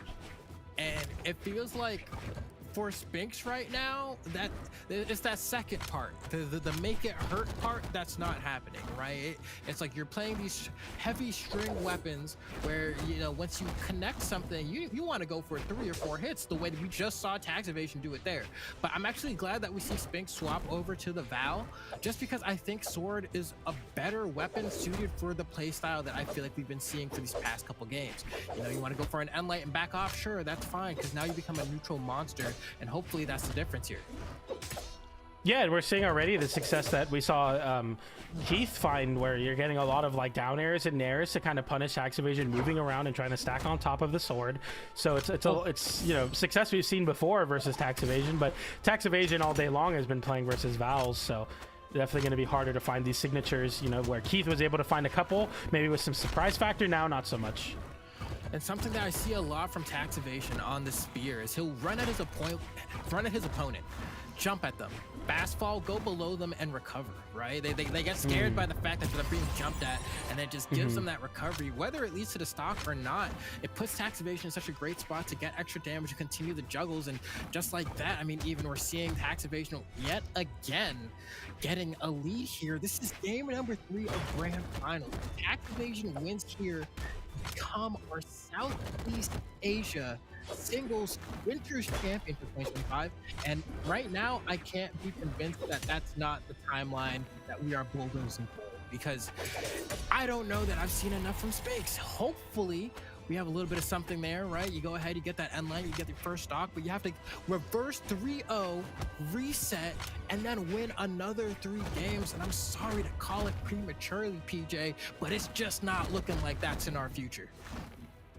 Yeah, this is like a really one of those spots where like you have to make something happen. You need to like really shift the momentum of the match in a way where you're able to just get it going, because you have to win 6 games here. You know, even if you win this one, you have 2 more to win, and then afterwards you have to win 3 more. And tax evasion saying, you know what, let's send this one home. Let's get the Mena stream going here, because right now tax evasion looking to close this out with a very clean 3-0. But Sphinx still fighting back, gets the nair into the recovery, chases high with another nair. That's some nice damage. Fighting back here on the sword. There's still some hope for Sphinx. Yeah, sometimes this is what it takes. Sometimes you need your back against the ropes on your last little breath of desperation. Sometimes you're able to find snippets of hope, and that is what Sphinx is looking for here as he's trying to rack up this damage, trying to get tax evasion down to just his final stock so that he can see the future where he's maybe able to make this go to another game. And these recoveries are a great start, but they're not taking the stock yet. Maybe a D-Light recovery with the added damage will be enough. No, the raw recovery does have enough juice. Sphinx isn't out of it yet. Side light there, picks up a spear now. Sphinx with so much success on this sword so far, but now with some range, it's going to be a lot harder for Sphinx to get in on the sword to make things happen. Side air, swings him high, able to stack on top with a dash back and gets an end light there. Side air as well. Nice damage on Sphinx, beating out the spear when stacked on top. I like the dodge up, really hard option for spear to cover there. Ooh. Oh. Side sig, not enough to KO. The lows for the ground pound. Tax evasion tries to flip it with a ground pound of his own, instead gets hit with the reversal weapon toss up into an immediate recovery on the gauntlets. What looked like a signs of life was not enough, and tax evasion is your winter championship Southeast Asia champion, taking it 3-0. Very clean grand finals versus Sphinx. Congratulations to tax evasion. Yeah, Sphinx really tried in that final sequence there. And it all started with that side sig, which, truth be told, PJ, I'm pretty sure that was intended to go off the stage. I think he got the grounded one by accident, and it hit, and he was like, oh, word? Yeah. And then tried to cook with it. But I do not believe that was the intentional plan there. But despite that, you know, was almost able to get a wild conversion. There was one edge guard sequence here where tax evasion went for that weapon throw, and that weapon throw, I think there's a difference between tax evasion winning the tournament there or maybe going to a game number 4, right? Because right there, if you're Sphinx there, you just go for the ground pound, you close the game out. Maybe you get hit by the weapon throw on purpose even and try to go for the ground pound. There's some counterplay around that weapon throw there, but instead Sphinx just decided to back off completely, and that's what gave tax evasion that extra chance to go ahead and win the tournament right there. So great stuff to tax evasion. You're doing it. Hasn't been caught by the IRS yet, so you're good. Yeah, and I think tax evasion definitely going to have a great year ahead of themselves, because they seem to be the best right now, looking really, really solidly, beating Sphinx there in a solid 3-0. Congratulations, of course, to our podium finishers. Of course, tax evasion taking first, Sphinx taking second, and Keith taking third place. So more podiums and more names to be added in the halls of Brawlhalla's history in the podiums, of course. But yeah, that was a really exciting bracket. I think we saw a lot of great talent from Southeast Asia, and all things considered, I had a great time. How are you feeling about it, Flambo? I'm feeling good, man. I mean, for the start of the year, For Brawlhalla Esports, I cannot say I'm upset. It's clear the players have spent some time in the lab, grinding in the ladder, fighting for Team Sweet or Team Sour or pancakes versus waffles or whatever. They've been playing, we can tell. So I'm pretty happy with it. Yeah, absolutely. A great way to start off. But the action is not over today, although that does it for me and Flambeau. We have a Mena stream happening right after, and I believe it's our inaugural one on this main stream. So shout out and make sure to come support for that. So we're going to go to a short break, and we'll be back with another bracket. Maybe this is some home field advantage for Sire, but he's on demon time right now. He's playing not really going super crazy. Goes for the dash jump down air. Keith going for it. Oh, it gets reversaled. Weapon toss into unarmed ground pound. Down air closes. You just need the one thing to close out and put an exclamation point on this crazy run. Can you find it here? Keith fighting back. Down air into the... Recovery continues the advantage. Say weapon toss up swings, having to land in the corner. Flips it with a GC downlight into recovery. Nowhere near KOing though, and with the weapon. Sig, not enough to KO. The lows for the ground pound. Tax evasion. Tries to flip it with a ground pound of his own. Instead gets hit with the reversal weapon toss up into an immediate recovery on the gauntlets. Would look like a sign of signs of life was not enough, and tax evasion is your winter championship Southeast Asia champion, taking it 3-0. Very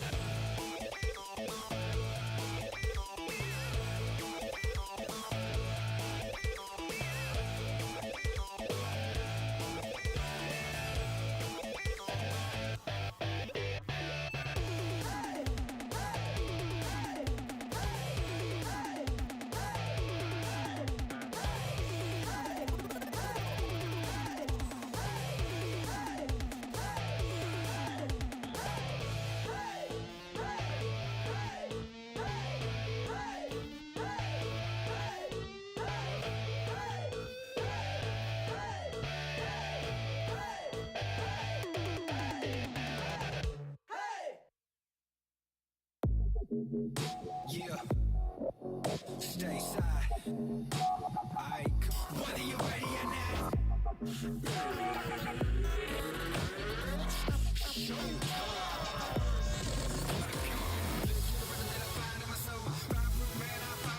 Nothing less but a know that it's test is a test that you will be exposed. Game tight, solid, rise to the top. Game tight, solid, rise to the top. Every moment, every second that you find on the clock, champion on a mission and I won't be stopped. I can see through your eyes like a window. Nothing inside, no heart when it gets cold. Try to take mine, that's bad from the get-go. When I put it on, you have it wishing that he stayed home. Think about the outcome, think about your health, bro. Think about your family, think about your ego. Wanna be the boss, but it ain't that simple. I'ma let you know what your answer is. Every moment of the contest, I'ma keep it pushing forward. This is the ultimate challenge. It's too much to be ignored. Anytime you wanna bring it, I'ma find a way to win. Undisputed champion. Undisputed champion.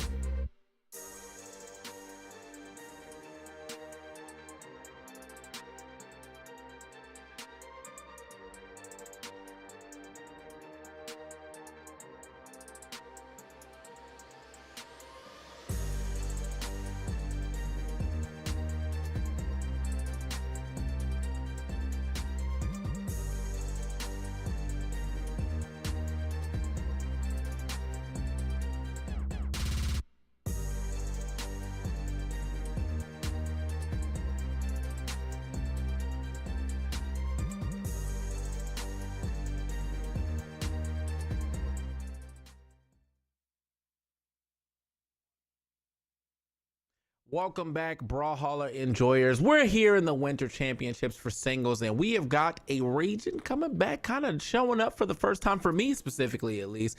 We're in the Middle East. Let's get it. We got some more talent over here that I don't get to see often, so I'm excited to see how they play. I'm TK Breezy, joined my man Polly.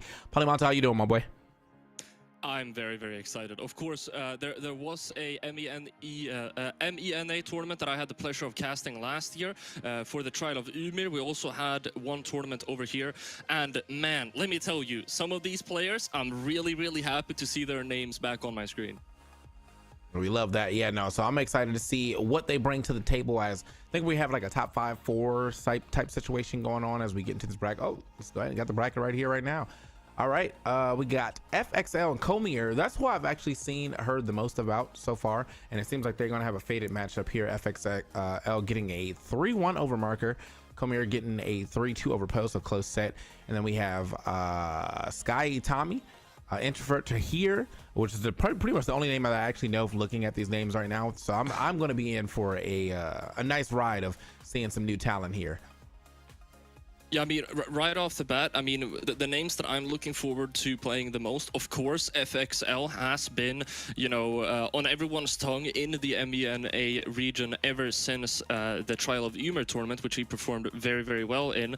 And of course, I mean, right now, only dropping 1 game to Marker. Up until then, I'm pretty sure nearly a flawless run here to the winner finals. In the lower side of things, 2 players I'm really looking forward to seeing play today are Poe and Marker. I mean, I've seen Poe. I think I've casted 2 sets by Poe, and he's made the highlight reel both times. Like, you cannot make this up. He made the highlight reel both times. His way of playing cannon is so explosive, and yeah, I can't wait to talk more about it whenever and if we get to see it.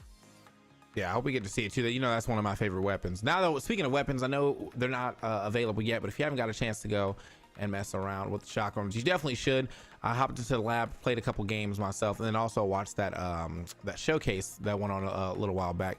Wonderful weapon. I appreciate how Brawlhalla is always able to kind of innovate on when they bring a newer weapon into the game. I've been, you know, playing since the beginning when the first new weapon they brought in was like the axe. So, you know, going from the axe to what we have now, like cannons and scythes and orbs and all this cool stuff. I always love seeing what they decide to bring to the table, and I'm excited to see what other like combinations we get outside of the chakrams or out of the chakram and sword, because I'm very much looking forward to. And I'm not, look, I don't work there. I'm not telling you how to work there, but I need the chakram boots. Like, I need the chakram boots. Are you much of a labber? Whenever a weapon comes out, do you really try and learn as much as possible about it? Yeah, I like to learn. That's just how I learn games in general. I can't just sit down and read it. I have to like play it. I have to understand why people go for certain situations as a player, more so than just like, oh, this situation looks good. Because, you know, when you're in the game, even though you can always try to be super optimal, it's a little different when you're actually like playing. So you got to get that mental state. Looking at some of these placements, so we got earnings. We got placements in from both FXL and Comier. Seems like they haven't been able to grab that medal yet, so we'll be getting at least a new medal here for one of them, you know, as far as that gold potentially, if they can keep this type of you know, gameplay up. But yeah, excited to see these two face off real quick. Got them both as Mordex. I don't know if this is like what we're about to see here is a Mordex mirror, but it could be cool. Could be very cool. Now, I don't know if Pro Stats Brawlhalla is lying or if that stat page is lying, but FXL did get a gold medal at the Trial of Ymir, and in the very same event, Comer was also able to get 7th. So at least in the MENA side of things, both of these guys have a top 8 going up against some of the guys in their own region, which also, I mean, for especially MENA, is something that we have to stress. These guys have not had their own region for that long. I mean, compared to all of the other major regions. And also, a lot of these players still to this day get the majority of their practice from the European servers, or some of them even from the Southeast Asian servers, depending on where they're located. So, I mean, what I really, really love about this region is to see some of these players, you know, kind of unlocked by not having that ping disadvantage anymore. Yeah, I think that's also shows the dedication though. Like, you know, they're willing to go those lengths to get some Brawlhalla games in and keep that practice going. So I love it that we are now get to see them, you know, a little closer in distance. So therefore the ping should be much lower, much more closer to that offline gameplay that everyone so much very loves. And I don't know, I mean, like how often, I should have looked it up. Have any of these players been to BCX, like, and had like a, you know, some placements at BCX? Oh, I'm actually not too sure. I believe, I mean, probably Introvert Tahir, but I mean, Tahir has been around since forever. So it's like, all right, what year do you want to look at? Yeah, yeah, it's true. Well, yeah, I mean, if not, then we're getting to see. Well, I see a Ymir champion here for FXL, but I know that was online things. But as far as like getting offline and making some things happen, you know, maybe this could be the year if they haven't already been out there. But all I know is I'm about to see what they're bringing to the table right here, right now. As soon as we get our opponent Komir in the lobby and get these things going, man. I hope you guys are having a good time watching Brawlhalla. I hope you guys enjoyed that Southeast Asia first. As that was you know, what we had going on before this. Big shout outs to almost forgetting his name now, PJ. I got a lot of stuff stored in my head. PJ, big shout outs to PJ1 for, you know, waking up that early. My man's on the West Coast, so he had to wake up super early to get in on this action. And then big shout outs to Flambeau as well for holding it down. It does look like we are actually having a double Mordex, as we were discussing previously.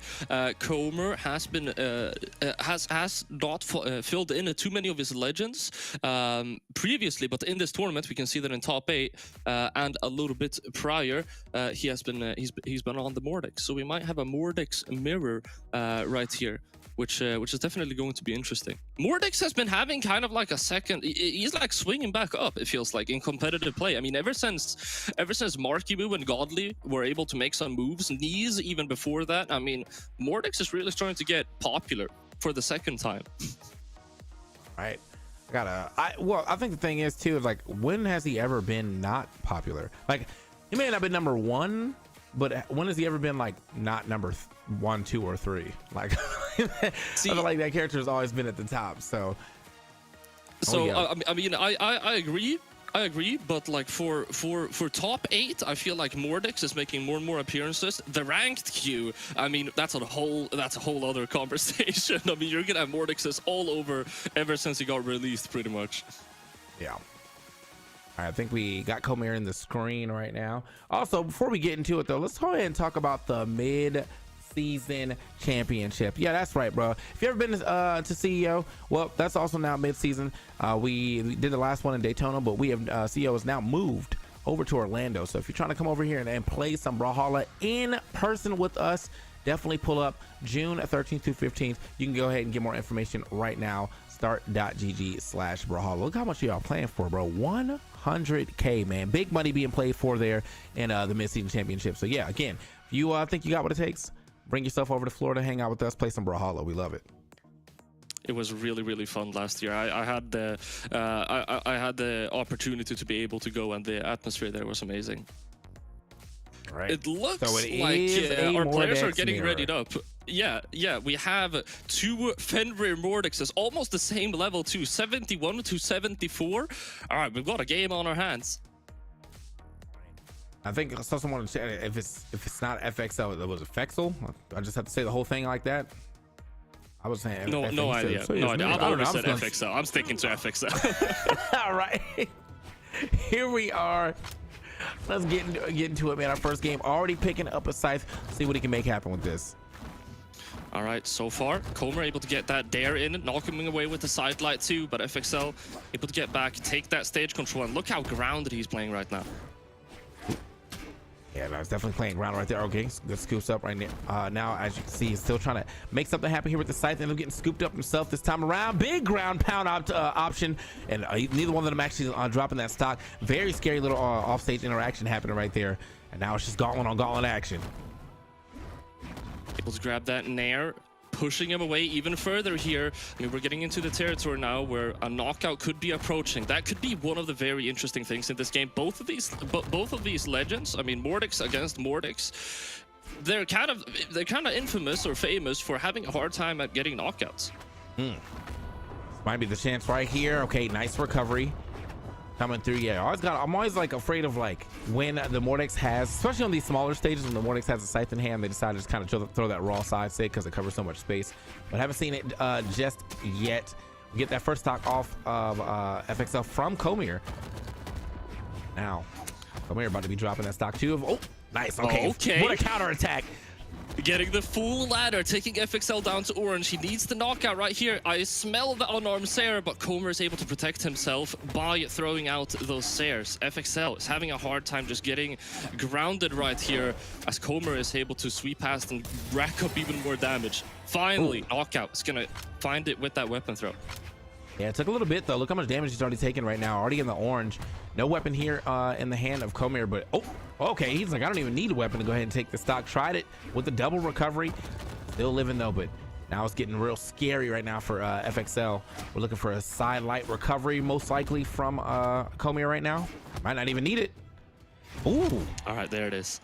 I love how Comer was able, he got him off stage and didn't even try to edge guard. He went back to center stage. It's like, you got Scythe in your hands. If I go over to the ledge, I know you're gonna use Scythe Nair, and it's just not worth it. You can have the stage back, dude. Absolutely. And now, okay. Yeah, I mean, FXL currently, it's not the way that I thought this first game was gonna play out for sure, but Comer, geez, so quick with the turnaround right there. Kind of tricked it up too. Didn't look like he was gonna go for that ground pound, and then yeah, quick immediate movement to get right over that edge. Mean ground pound steps right on his dome during, out of a recovery as well. So you know he was big gone. Good stuff to Comer taking that first game. I am surprised right now by what I'm seeing. Comer with an amazing performance here in the first game, and we're actually seeing also a legend swap coming out from FXL with the level 92 Fate. I did not know FXL could play Orb like that. Okay, so he was, yeah, he's had enough. I assume he wants to get some bigger hits in here, but yeah, I want to see what his Orb brings to the table, seeing as well, the Mornex mirror did not go that well into his favor at all by any means. I think he actually got 2 stock there, so now he's got to go back to the drawing board and see what he can bring here. Luckily, I think we're in the best of 5 territory, so does have a game to work with just in case he wants to maybe go back to that Mornex if this doesn't pop off.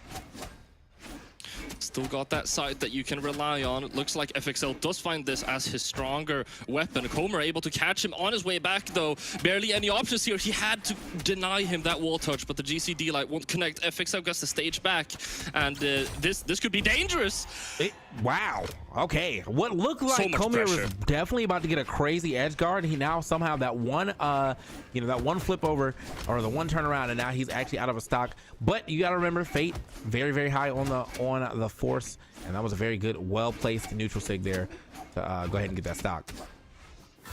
I mean, both Comer and FXL, whenever they're not playing super aggressively per se, they're still putting up so much pressure that at any moment it's kind of hard to tell who's winning. Especially, I mean, you got Scythe versus Scythe off stage, anything can happen. Oh, okay. Oh, an unfortunate whiff right there for that neutral light, but yeah, he's down looking for more. You know what? I'm liking the amount of SIGs I'm seeing right now, bro. Like, I'm not letting you. This is very SIG heavy gameplay, and I'm a big fan of seeing some SIGs, man. So as of right now, not a lot of them have hit per se for FXL, but okay, the one that hit didn't matter. Hold up. Yeah, FXL not getting hit whatsoever right now. He is just mashing onto Comer, and he's unable to do anything. He got that Nair in, got the Sair in. Could that be enough to get the knockout? You're gonna need a finisher, and the recovery is gonna close it out. Still, I mean, your last stock red. FXL could take this to 1-1 right now. He's had a great game. Yeah, this was absolutely insane how much of a turnaround this was. So does seem as though the Fate pick was real. That level 99 makes a lot of sense now with the way that he's or 90. What, 2? I think you said it was making a lot of sense. 90 plus. He's played this game a lot. I gotta see. I gotta see the stats after this, because I mean, the craziest thing is I feel like FXL didn't even use that much orb. Like, he's picking Fate for the Scythe signatures. If anything, how many Scythe end signatures did we see? 2 or 3? There's 1 to get the knockout, and then I think you mentioned he whiffed like 2 of them in the second stock. Yeah, but he got 2 of those stocks with orb. I mean, but it was so simple. It was like one of the situations where you had already done so much damage with the Scythe that he just kind of swapped over and got like a side air, and that's it. Last stock was taking over recovery. Yeah, I don't really think he needs to use the orb as much, but if he's going to continue to use the orb like that, where it's just like, I just use this for the quick knockout, that's totally fine. I mean, your Scythe obviously is doing the damage that it needs to do for you to be able to come out and get 1 straight hit with that orb. So speaking of, here we go. Got some Scythe damage coming through right now. And I mean, yes, as I mentioned in the first game, one of the difficulties of playing Mordex can be finding those knockouts. Whenever you have Orb on hand, that task is not easy when you're fighting some of the best players, but it gets a lot easier. Ooh. Okay, nice turnaround. Looking for that reversal. Nobody home for that reversal though. Getting dragged out.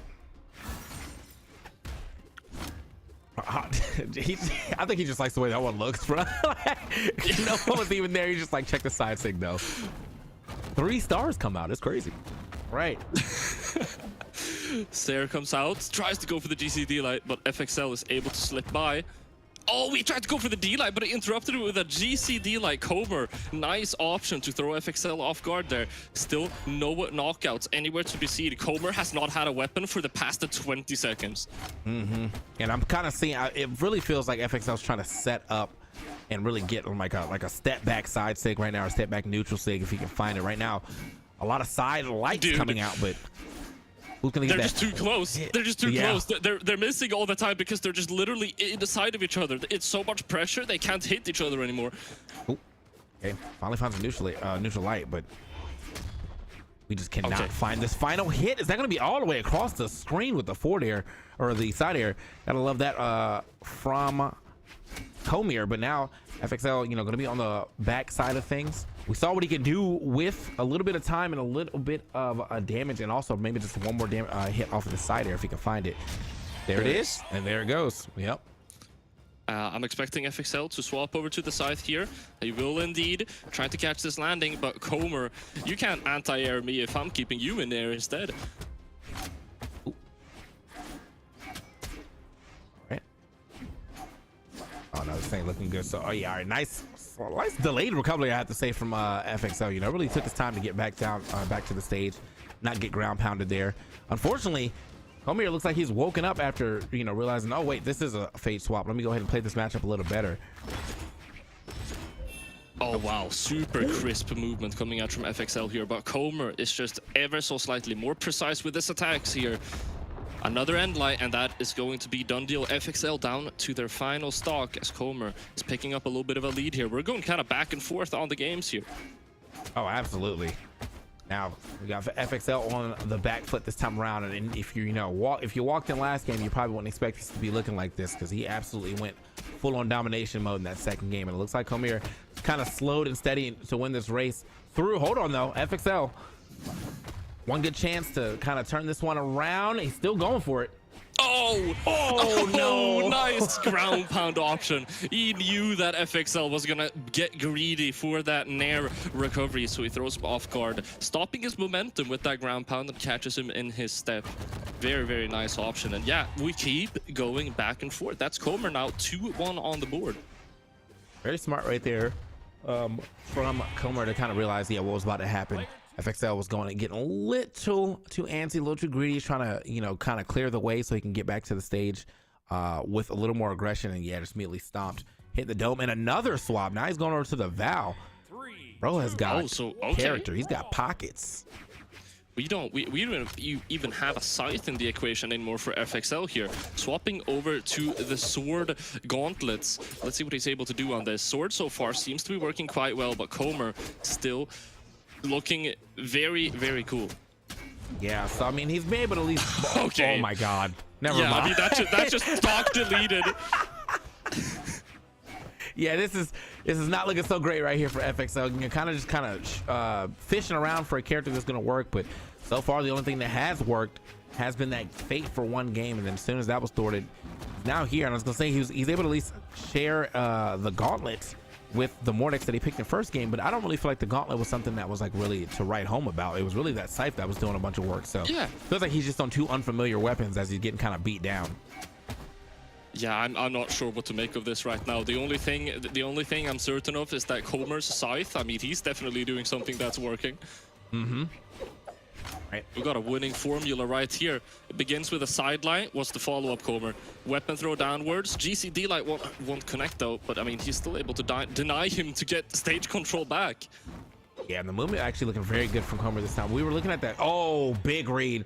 I know exactly where you're going. I don't even, did he dodge or did he jump away? It didn't matter. Comer was still there to try to pick that up. But yeah, I was gonna say, I mean, we were talking about FXL's movement earlier, and now Comer has been like, okay, Fixel's movement earlier, and I feel as though he was like he was definitely on the like, I'm moving way harder, but now it seems like Comer's movement has stepped up like tenfold since the beginning of this set.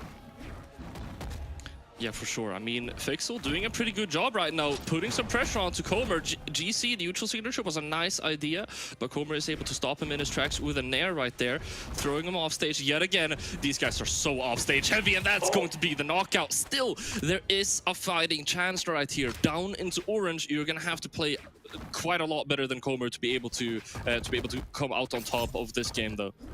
Absolutely. Okay, Comer getting out past that down sig. It's definitely kind of activating though, but we're like so close to. Oh. All right, big change right there. Nice read on the dive kick, but he still cannot get all the way out there and make something happen with that. That was still though very good weapon toss to put the pressure on. Gets that Sarah out, building up this damage. It's not over until it's over. FXL still has a fighting chance here, but the sideline recovery is gonna shut him down, and that is going to be Comer advancing to the grand finals. Yeah, that was absolutely insane how this was a turnaround from. I mean, Comer got bodied for one game and that was it. Like the first game was pretty down the wire, and then it looked like Fixel was going to run away with that set if you looked at that second game, but then Comer was able to get back into the driver's seat for the next two. And I mean, like it's literally insane the way that this like set kind of, you know, seesawed its way through. There was one really good game for Comer, and then one really good game for Fexel, and then the next two were just Comer kind of going crazy. So especially in that at the beginning of this last game right there, you saw that clip with the gravity cancel side sig. Bro went actually absolutely insane out there. Yeah, I mean, it felt one-sided for the entire duration of the set. It felt like we were watching PR1 going up against PR50, except that they kept switching places. I don't know really how that happened. They kept switching. Yeah. So like looking at these last stats, see 539 here on the screen to the 413. Yeah, there was a little bit of a comeback there for Fixel for a quick second. Like it did feel like he might have been able to like momentum his way into a game 5, but unfortunately that momentum only lasted to get him at least down to that last stock, which is not enough to go ahead and take the game. So gonna keep it moving here as we got Marker and Vader coming up next. We got Marker and Vader coming up next. Now, Marker, I'm not sure if they're still live, but they were streaming actually their run, their own POV, which I did tune into that stream, and I was able to see Marker versus FXL earlier, which is one of the reasons why I'm very, very excited to see Marker, because I saw that he was playing quite well today, looking quite confident, and going up against their opponent, Vader, I want to go on ahead and double check. I think they did pretty well in Trial of Ymer last time around as well. They got 9th, so two very strong players here. What do you make of the Fate pick right now that we see on the screen? Also looking quite popular. Yeah, I'm a big fan of Fate. I mean, I played Fate for quite some time, almost exclusively just because I was an orb player. I can't really play Scythe that well, unfortunately, but her orb still goes insane.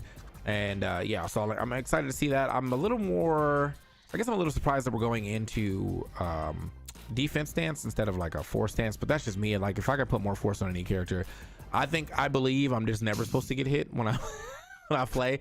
So I'm like, yeah, okay, well, I'm supposed to do mad damage. If I get hit, I deserve to lose that stock. But you know, 5 defense right down the middle, I'm gonna love that. And then on the other side of things, I mean, you are going against Terra, so I guess any defense is gonna help. Yeah, for sure. Any kind of defense is going to help. Now, also one interesting thing of note, as we were mentioning previously, you know, having the ping advantage in MENA has been a very big deal for a lot of these players. Marker, I believe, is situated somewhere quite far away from the servers, where they have a bit of a rough time to all of the to all of the regions. So we could be looking at Marker being a little bit more inconsistent in terms of his neutral, perhaps trying to play a little bit more read heavy. So I mean, if you have this more read heavy playstyle going up against a 9 strength Teros, I mean, I think this could be a pretty fun game. This guy's he wants me to be a fan of him real quick. The 9 strength Teros, that's right. Play right into the thing that everyone's upset about. How strong is Teros? How many hits does it take for him to get you off of this stage? And now let's double down on it and get that 9 force going. Exactly. One hit less will be required, but I mean, so far, Vader is the one all the way down into orange so far, able to knock Marker away with that end light, though, picks up the orb.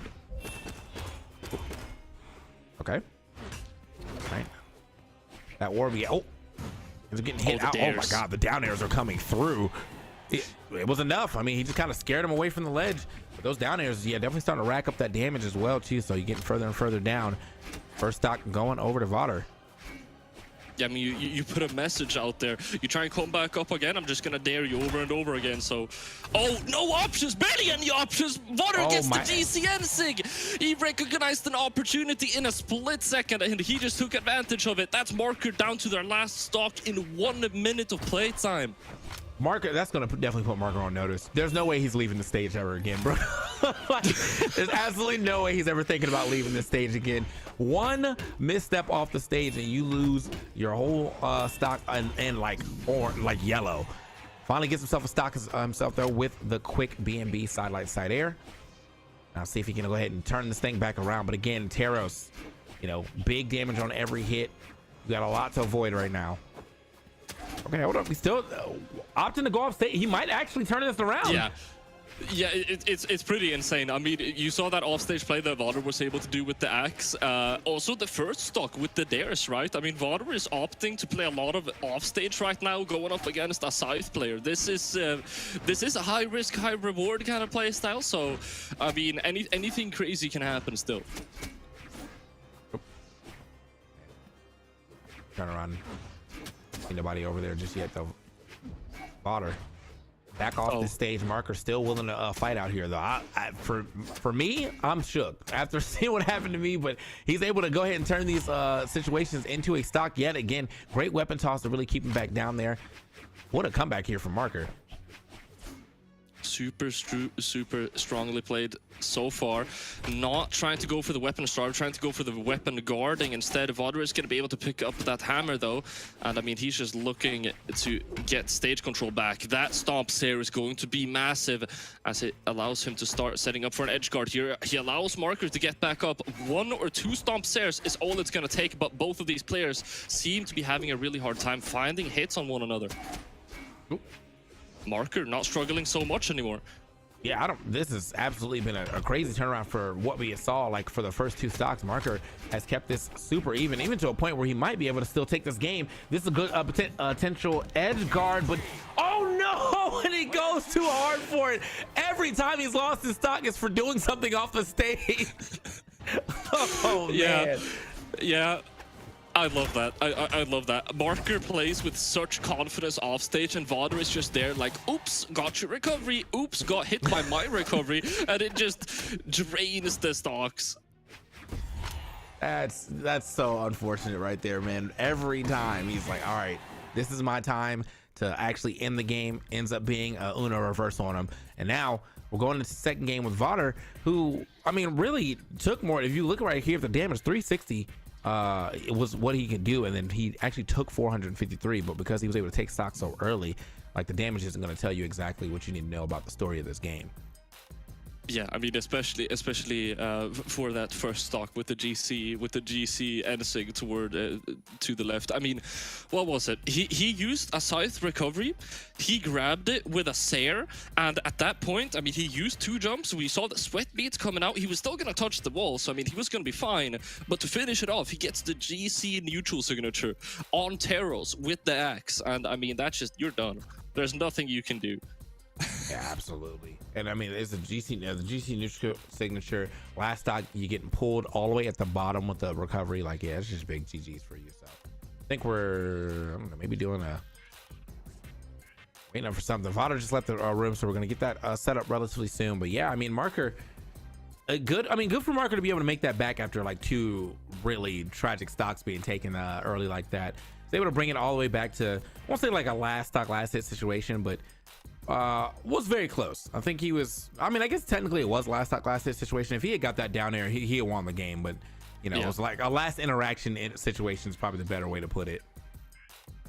Yeah, for sure. And I mean, if I if I'm a marker right now, I mean, of course, taking a loss, that's not how you want to start things off. But I'm like, okay, it's unironically kind of easy the way that I approach these next games, right? I mean, it's not easy. Sorry, it's not easy. It's simple. You just need to not make any massive, mistakes off stage, and then everything was good. I mean, you were doing good. Just don't. It's just that one thing, which if you're playing that much off stage, maybe it's a little bit hard to avoid, but. Yeah. I don't know what is going on, bro. But it looks like he's made it back into the into the lobby. But I think we're gonna take a small break before we get into the rest of this match. So don't go anywhere. We'll be right back.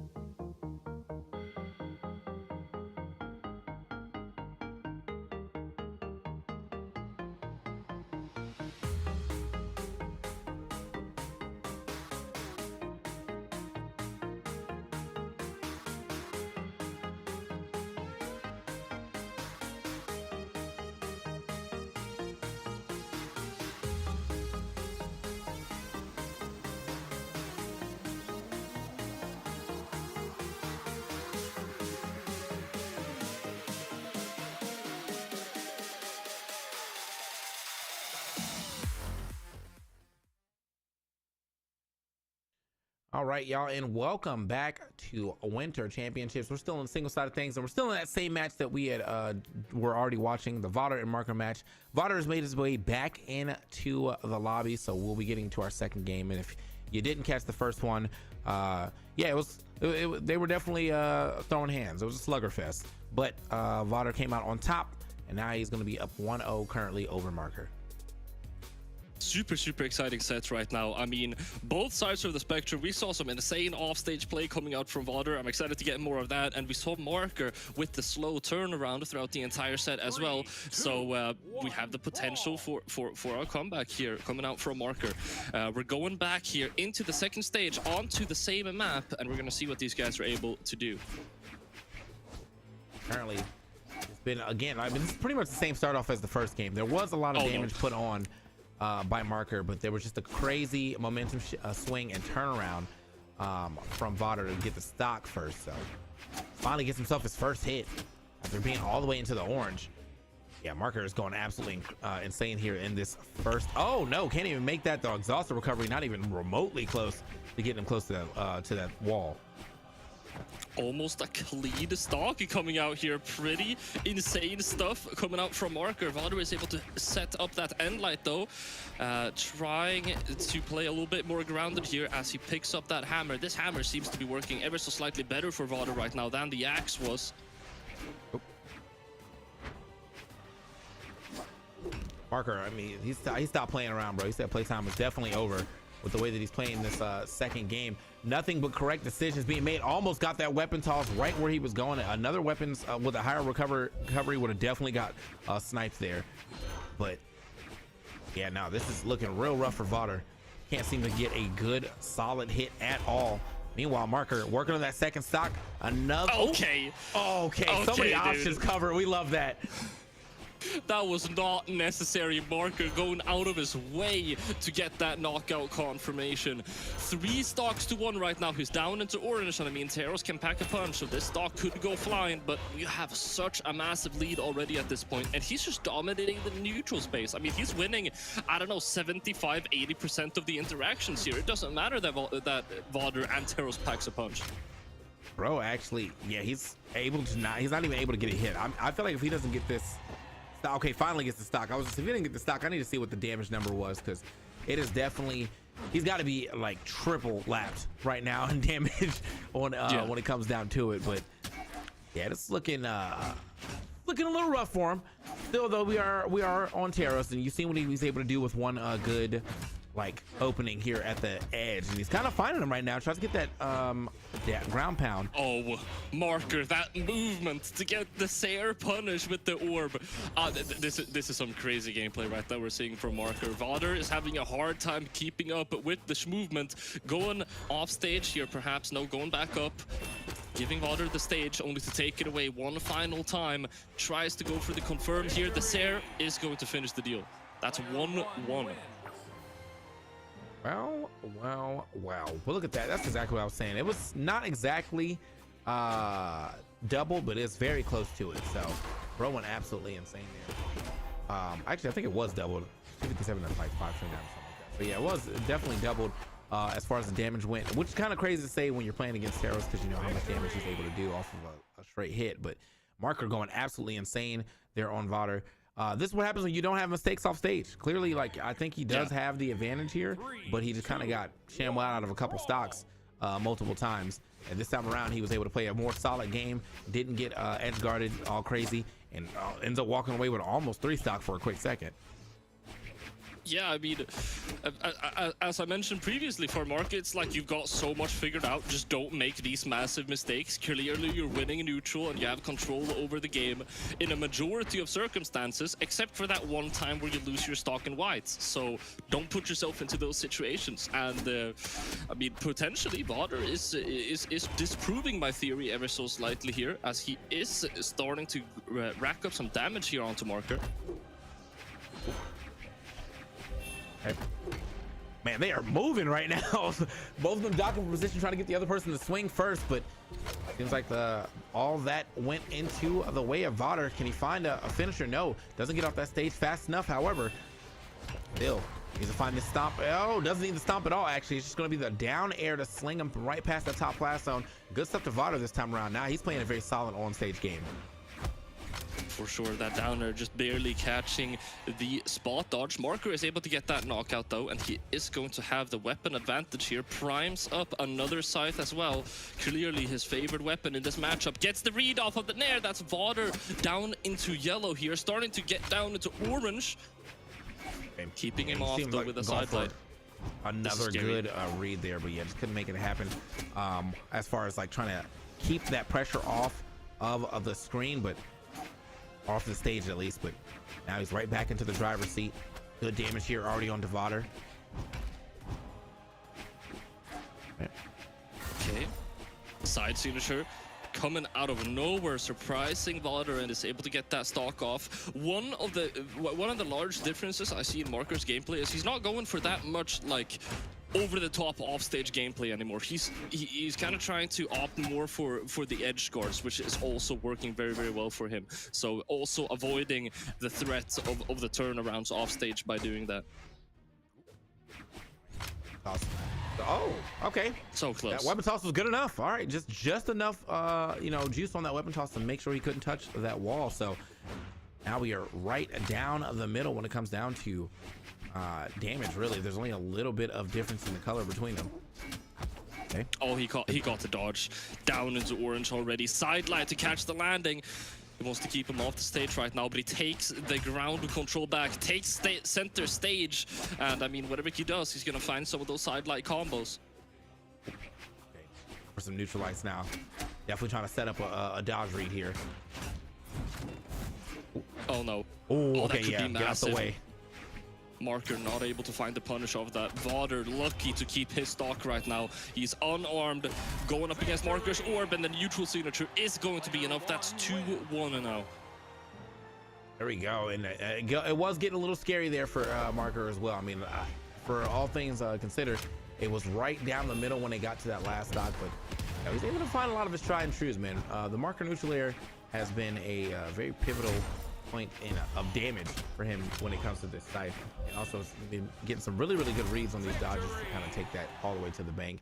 There's 2 different times where he's able to get him all the way to orange off of 1 read. So good stuff to Marker, finding that good neutral sig as well, covering that platform when he was standing on. So actually a very wide neutral sig at the top too. I mean, most neutral sigs do hit like it's an anti-air, but you see the way she swings all the way around, so it's pretty wide, and use that hitbox to, you know, perfect advantage to go ahead and get that stock. Yeah, I mean, I also I gotta address Vader's neutral. I mean, towards the end especially, starting to really put a dent into Marker here. I mean, using Teros for what Teros is most known for, the solid neutral game, which packs a serious punch. I mean, we saw Marker really struggling at some points, and I mean, if Vader is able to keep some of that up, then this could definitely still be a game up in the air. Absolutely. Here over to Terminus, which I only have bad memories of this stage, to be honest, man, after watching BCX. Yeah. So I'm always why like, did I'm you always bring on that edge. up? I'm so sorry, but I'm always on edge when I see some Terminus, but we're going to see what happens here. Jeez. Yeah, okay, 15 seconds, neutral signature off the platform. I see Marker is enjoying these platforms. Okay, and this is, I mean, look, this is what happened. The person who picked Terminus is now getting absolutely on a blinded here by Terminus. It's so. the curse. It's the curse. There's actually a Terminus curse. Hot start for sure for Marker. This is real scary here for Vada though. Like that type of opening is gonna be like, all right, you're on notice for sure. Like, how do I get back into this game? He's trying. He's finding some hits here though. Okay. Oh no. Trying to find some hits. He was finding some of them, but now Marker is starting to play very well. Down signature won't work. Vader unable to punish any of the options that Marker threw out. Yet again, these players so close to one another. It can be really hard to find these hits. That down signature just showed me that he's installed confidence right there, because you don't really get to see that signature too often from Fate. But Yeah, like no, the fact that he's it's willing the to throw it out signature. now, it's like, all right, bro. Like, Yeah. I'm confident. I'm feeling good. I don't really feel like there's a way you're gonna stop me. Does end up getting stopped right there. Great reverse ground pound. Get off that stage and a perfect angle. So even if he was able to recover, it would have been a super hard recovery for him to even try to make. Either way, though, still very far behind. That's a fresh stock now, fresh second stock on Marker, while we're already on our last for Vader. Yeah, I mean, Vader continuously now in the 4th game trying to play a little bit more carefully, trying to wait out Marker's attacks, but it looks like Marker is winning that game. So now I'm actually liking this more. We see Vader playing ever so slightly more aggressive, but it could be too little too late. Marker, get him down into red. GC sideline reverse to Sair doesn't work. The second one, not enough to knockout. We got the celebratory emote before it was even over. Marker winning the set. Marker taking that set just, I mean, super decidedly right there, super divisively. There was really nothing that can be said for Vader to get back to that game. I think that first game he was very on point with the turnarounds, but once Marker kind of like closed the gaps on any of his, I guess, more sloppier offense, it just became the Marker show. 531 to 266 damage. That first stock on Terminus absolutely set the tone, and then he took that all the way to the very end of this set.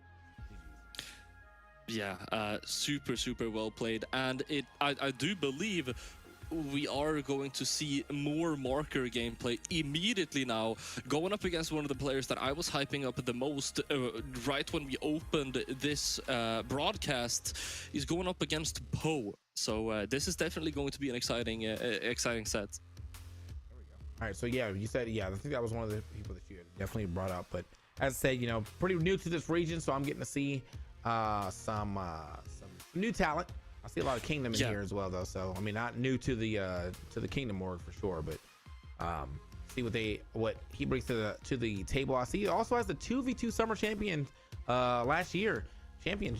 So you know, obviously he's very good in his own right, at least for twos. But now you got to bring that same heat over to ones. Now, as I mentioned previously, whenever I was hyping up the fact that we're going to see some Poe gameplay, I've casted Poe 2 times, and both the times he has made the highlight reel. This is, from what I remember, from the highlight reels especially, a Cannon player. I'm not sure if he's still on that Cannon. That was almost a year ago by now. I do see, of course, the Zol down at the bottom, Zol versus Fate, but who knows? We could be seeing anything coming out here. Another interesting thing, we have we have Marker now playing 2 sets straight, and this is something really interesting. A lot of players don't really mind playing 2 sets straight.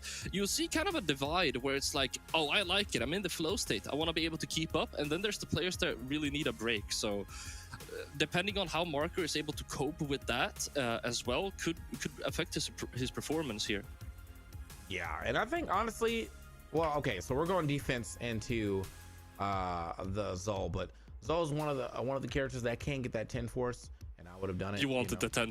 You wanted the 10 strength. I know. I know exactly what you want. Yeah, but this, I mean, even with 9 force off rip naturally, like this character is going to do quite a bit of damage. This was a character I made for quite some time as well too. So because I like the Sigs. You know, obviously like the combination of the cannon and the axe. Let's see what he can do with this cannon. As you know, you're talking up, so I need to see some great cannon gameplay coming through.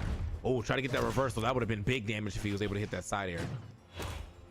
It's really hard to hype up someone whenever you know they're going up against Marker. I mean, this guy has been able to really just slash down some of the greatest players in the bracket so far.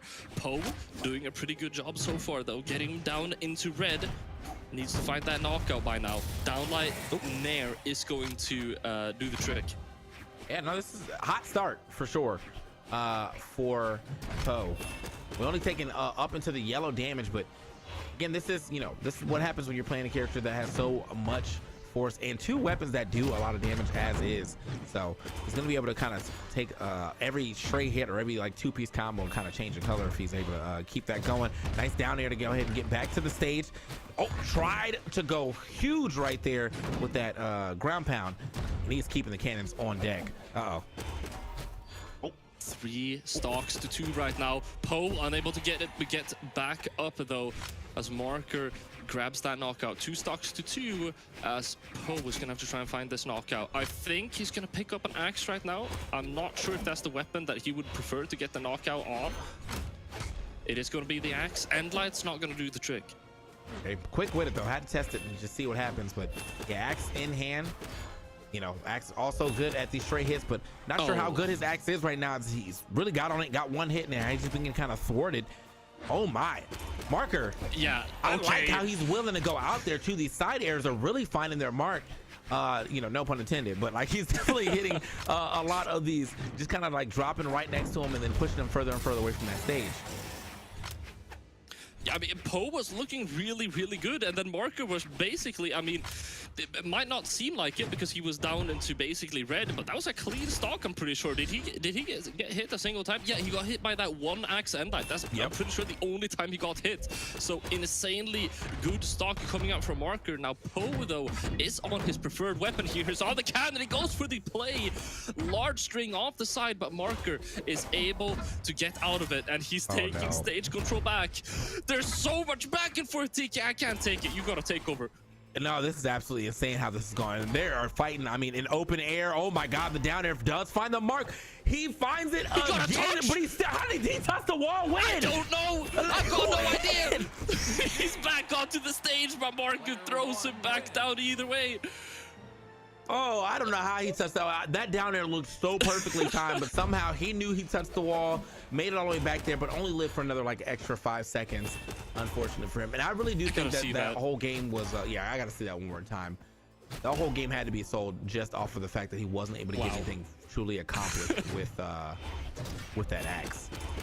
Yeah, for sure. I mean, because he was getting things on the cannon. Yeah, I don't know. I'd have to go frame by frame analysis, and I mean, we have more important things on our hands, TK. We got yet another. We're running it back. Same legends. All right, let's see what they're able to do. Uh-oh.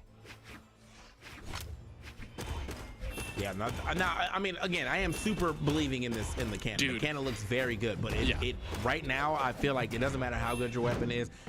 Marker is just looking like a world-class player right now. That down air, wow, great spot, boom, immediately. You can't cover your face when I'm throwing this ground pound. Look at the distance that they're able to cover with that.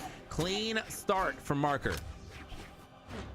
We're seeing some scythe gameplay now coming up from Marker, of course. So far in the first game, especially, Marker was leaning quite heavily to that ore, but let's not forget about their matchup going up against Valder. We were seeing a lot of side there.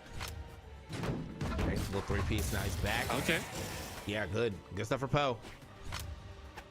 I can't help but think, I can't help but think that Poe plays cannon the way that the BMG gods intended cannon to be played. He just goes in there and he's just swinging. There's a lot of forward, movement or ways for the cannon to get back in there. We've seen a lot of side air, also just like the side light also kind of moves you forward as well. Been able to capitalize a lot off of the neutral airs that we've been seeing too. Tries to get another one going there. Okay, hold on. Okay, getting quite a lot of damage here, but if you're unable to close it off, then Marker's gonna take that stage back, and he is actually maneuvering around Marker's Sears right now, which could be one of the first players we've seen on the stream so far able to do that. And I really thought that that weapon toss is perfect to force that air dodge out, so I thought we were about to just get a mean GC D-Light ground pound there, but lets it rock. Doesn't matter though, finds the D-Light into the neutral air. We're popping off. Downlight there coming through. Racking up some damage here, but Marker's gonna pick up that orb, and we already know it. Just a couple of Sears away from finding that knockout. Endlight and then a Sear, all it's gonna take. But it's going to be sticking to the scythe here, actually. Okay. I mean, if he has a read up his sleeve... This is kind of scary because remember that this axe is what really kind of lost in that first game. And now we're on the last. Okay, hold up, get some SIGs out here. We haven't seen any. Oh no! Tries it twice. All right, all right, buddy. Okay, all right. Try to get a little bit too much out of that. And I mean, still we see a weapon on the ground. Poe doesn't really seem to be trying to pick it up too much. Okay, never mind. All right, there it is, instantly going for the weapon swap. You know what you want, and it's what we want too, Poe. We don't blame you. Back onto. The cannon gets the neutral light. Off the stage potentially here. This is intense. The movement. We're getting okay. Wow. Player 2 wins. That's how you do it. You send them down with either that neutral light or that down air, and then you just kind of like toss that weapon, either force that air dodge out, try to get a longer edge guard, or just hit the weapon toss. That's GG's right there. Good stuff to Poe. It's a little scary, as I said, when we were on that axe, but really actually played on the axe for a lot longer than I was expecting with that weapon being on the stage, and still was able to turn it around and get that cannon in the hand and make something happen. It was looking so intense in that last stock, but then all of a sudden you hear the sound and you feel the force of someone getting hit by a fridge. Sidelight D-Light comes out of absolutely nowhere. Super nice way to surprise your enemy, but still, anything is possible. 1-1 on the scoreboard. It's even. It is indeed even. So, all right. Are we gonna get who's walking away with this first stock right now? It's looking like it might be Marker if he can keep this type of pressure. Oh well, there it is. I didn't even get to finish the sentence. He said, "Who's walking away with that first stock?" He said, "Me for sure."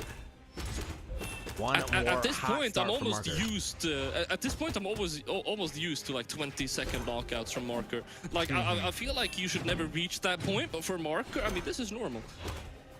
Ooh. Damage up. Nice. Popping a good one right there.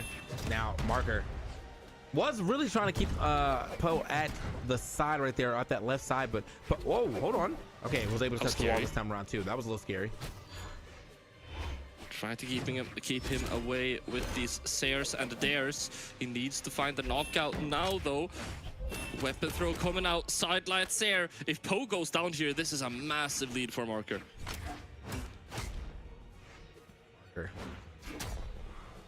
Make his way back up. Yep, there it is, man. We haven't seen too many 6 coming out from Marker lately, but he was a big fan of that side sig in an earlier set, so got that side sig to hit one more time. This is like, I don't know what it is about Marker in the second game, but like it feels like he maybe tries to experiment a little bit there, and he like learns something in that second game, and he brings it into this third game, going absolutely foolish. Hold up. Yeah. Can he make it back though? Not. Oh no, he can't though. He doesn't touch the wall, but I do like the idea of using that GC neutral sig to maybe even get the hit there, clear some space, and potentially go for like a chase dodge, but didn't get the hit. I unironically think, like, in pure mechanical skill, Poe might have a slight upper hand, but Marker's adaptability is so insane. Like, this is the type of player to, after every single game, a winner or loss, pull up his replay. So I mean, I am not surprised to see him make massive changes in between these games, and it is definitely it's rewarding.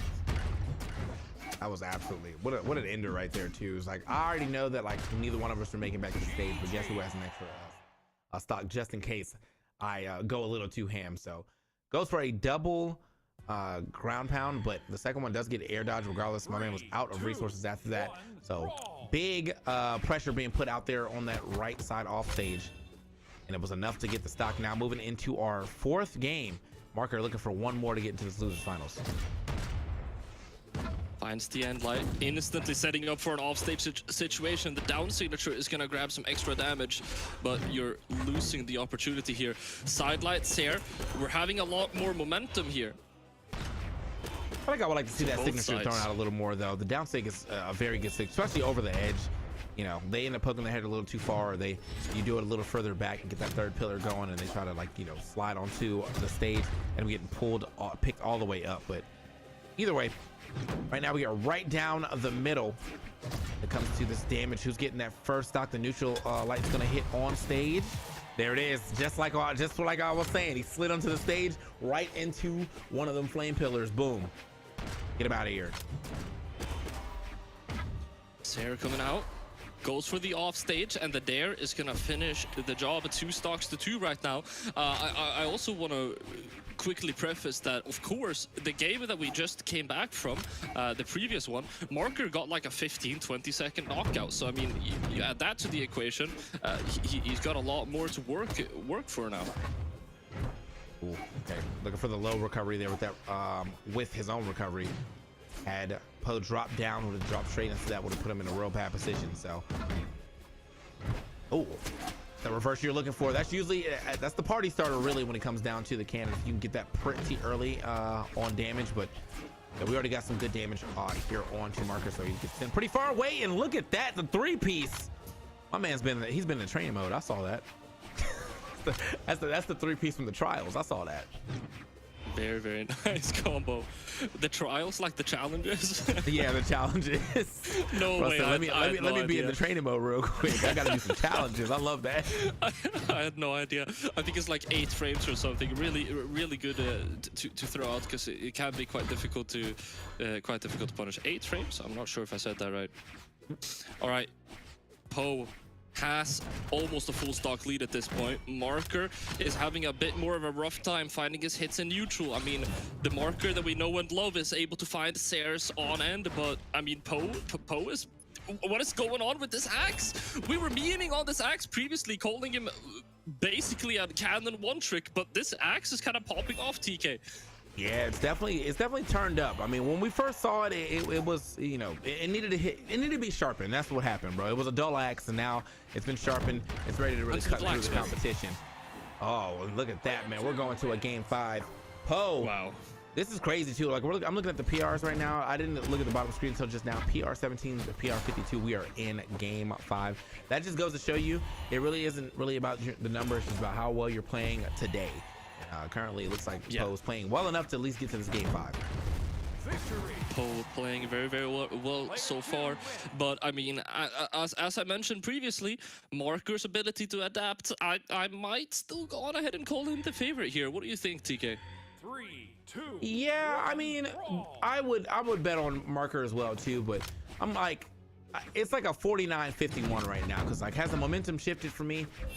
It does feel as though Poe is getting a lot more of these initial action hits than Marker was in these first 2 games. So right now, I mean, Poe, look at that. He's just been on the full offense, able to get through that down air. Lives to see another day. The movement was crazy on that one. Yeah. I mean, this is the kind of game that I just absolutely love, though. I mean, my brain is saying option A is gonna win, and my heart is saying option B is gonna win. So I'm not very excited either way. Poe hitting the end lights. I mean, I saw the potential for a weapon throw combo there to try and hit the highlight reel again. Still gonna find the knockout though. Yeah, that was and also great. I mean, just great weapon toss right there. He's still looking for that reverse party starter. That's what you need, man. That side air back into the stage, or even off the stage. Go ahead and get a carry cover. They are scrapping off the stage right now. Oh, down That was air. scary. That's for another They're one. still scrapping. They're scrapping so much off stage. Absolutely. Can someone go middle stage? All right, we're starting over. All right, let's not mind what happened on the side of the stage. I was gonna say, yeah, they definitely were like, you know, there's no such thing as center stage right now for us. We're only playing advantage and disadvantage. Finally resetting to the neutral for a quick second, but yeah, a little too overzealous with that ground pound. Easy pickup, especially on that 45-degree wall. Gonna get sent. That's basically, you know, you get spiked down from anything that hits into it. So yeah, the funny angle. Dare coming out twice, make it thrice. That's Marker going down full stock lead right now for Poe, and he has a serious chance of advancing through the bracket right now. Tournament stock for Marker. okay. All right, that's the turnaround that we needed, but can't get that last piece. Luckily, able to get his dodge back in time. He was sweat beating for a second, but was dodging back. Hold on. He is trying his best to go ahead and seal this stock away as quick as possible. The double cannons is back out, though. Really been the bane of his existence. Oh, okay, didn't get the down air. No, Doesn't get the second it. time. Oh, that's it. Yes, sir. Getting stomped on and sent out. What a set and comeback from Poe. He was down 2-1. Took those last 2 games dominantly. 502 to 252 damage. My man went absolutely insane. Wow. And that is going to be Poe advancing to the Eliminations finals, where he's going to face off of FXL. I mean, we still got 2 sets remaining, but I can say that this is going to be a close contender for my favorite set today. Maybe my favorite set for the weekend. What an amazing just combination we had of turnarounds, Marker going absolutely ham, and then, of course, the Poe cannon that I've been hyping up. TK, would you say that the hype was deserved? The hype was justified for sure. That was a very good cannon play. I mean, and again, it was so good that we almost were like, I don't even know if he has an axe. And then he brought the axe out in the last game, which let us know, like, yeah, even though my cannon is dope, I just need a little time to remember how to play that axe. And then it chopped up as well. So speaking of a little time, we're going to take a small break before we get into this losers final. So guys, if you're enjoying this winter championship, make sure you stick around because we'll be right back.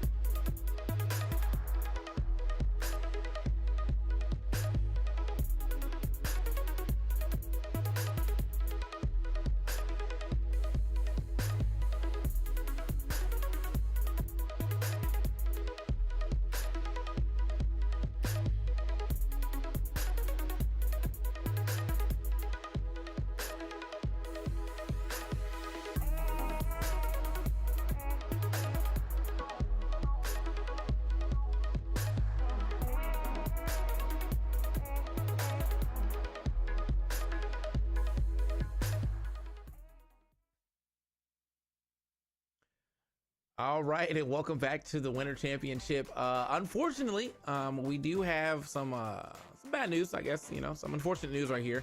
Fixel is going to have to DQ for personal reasons, so, not gonna ask why, but just he did decide to drop out of the tournament, so we will be moving straight into grand finals. We'll be seeing Poe playing yet again. But yeah, unfortunately, I hope everything is good with Fixel, or, whatever reason he had to drop out ends up being solved. But yeah, that means we're going to see Poe and Comer playing up for the grand finals here. We're skipping right to the desserts. Of course, we just saw Poe a moment ago. Comer in the very, very beginning of our block, of course, going up against Fixel, which was a very, very exciting matchup. Getting to see these two play styles face off of each other. We got an explosive cannon player that now, admittedly, as we've seen and as has been proven to us, is a very good axe player as well. Go up against a Mordex player with surgical precision and really, really strong reads. So I feel like this could be a really, really enjoyable and really interesting set to watch. Yeah, I mean, regardless of how we were going to hear or not, I mean, if he had played Fixel, I think it would have been a good set to play, but I feel like if he was running with the momentum that we saw, it might have been his W regardless. But now we're seeing the cannon coming back up, and Comer, like, really, when we go back to his set too, I think everyone was kind of expecting Fixel to like run over him, and there was one game where he did, but for the most part, Comer was holding it down on the Mordex. He's gonna be right back on the Mordex yet again, as our first match will be Mordex versus Soul. Let's get it. Now this is, I want to very quickly preface, this is one of the situations in a grand final that we are seeing a rematch. Poe and Comer played against each other in the very first round of top 8 winner side, where it actually went all the way to game 5. So I mean, if we are to look at that past match history, obviously these guys are even Steven. Dude, what? I mean, look how much damage has been put on. The stock is gone. The stock is literally gone. How much time has passed? I don't know. It's been 30 seconds barely. I think he might have got that like right around like the 25-second mark. And yeah, that is crazy. He's getting exactly what you want as the cannon. You want that big read, you want that dodge in, or you want to hit that panic dodge in, and then you just want to take as much damage as possible after getting that side air off of a panic dodge in. Okay, they're fighting to get back onto the stage though. As I'm saying, man, I mean, we have had super precise cannon players. We've had overly aggressive cannon players, and we've had some that have a few gimmicks. We've never had really a player that plays cannon the way that the BMG gods intended. Up until Poe, this cannon gameplay, I'm all about it, man. Okay. Yeah, that's what I'm saying, bro. If you're not inspired by seeing this cannon right now, like if you're ever thinking, man, I just don't know if I got it in me to play some cannon, and you watch this, you got it in you.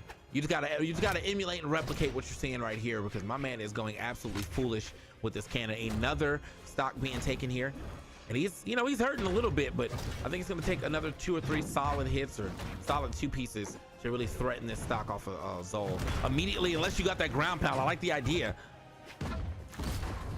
Yeah, if you are not inspired by this cannon gameplay, you might be getting inspired by this Mordex gameplay we're seeing. I mean, struggling just a little bit right now, able to find that knockout down into orange here.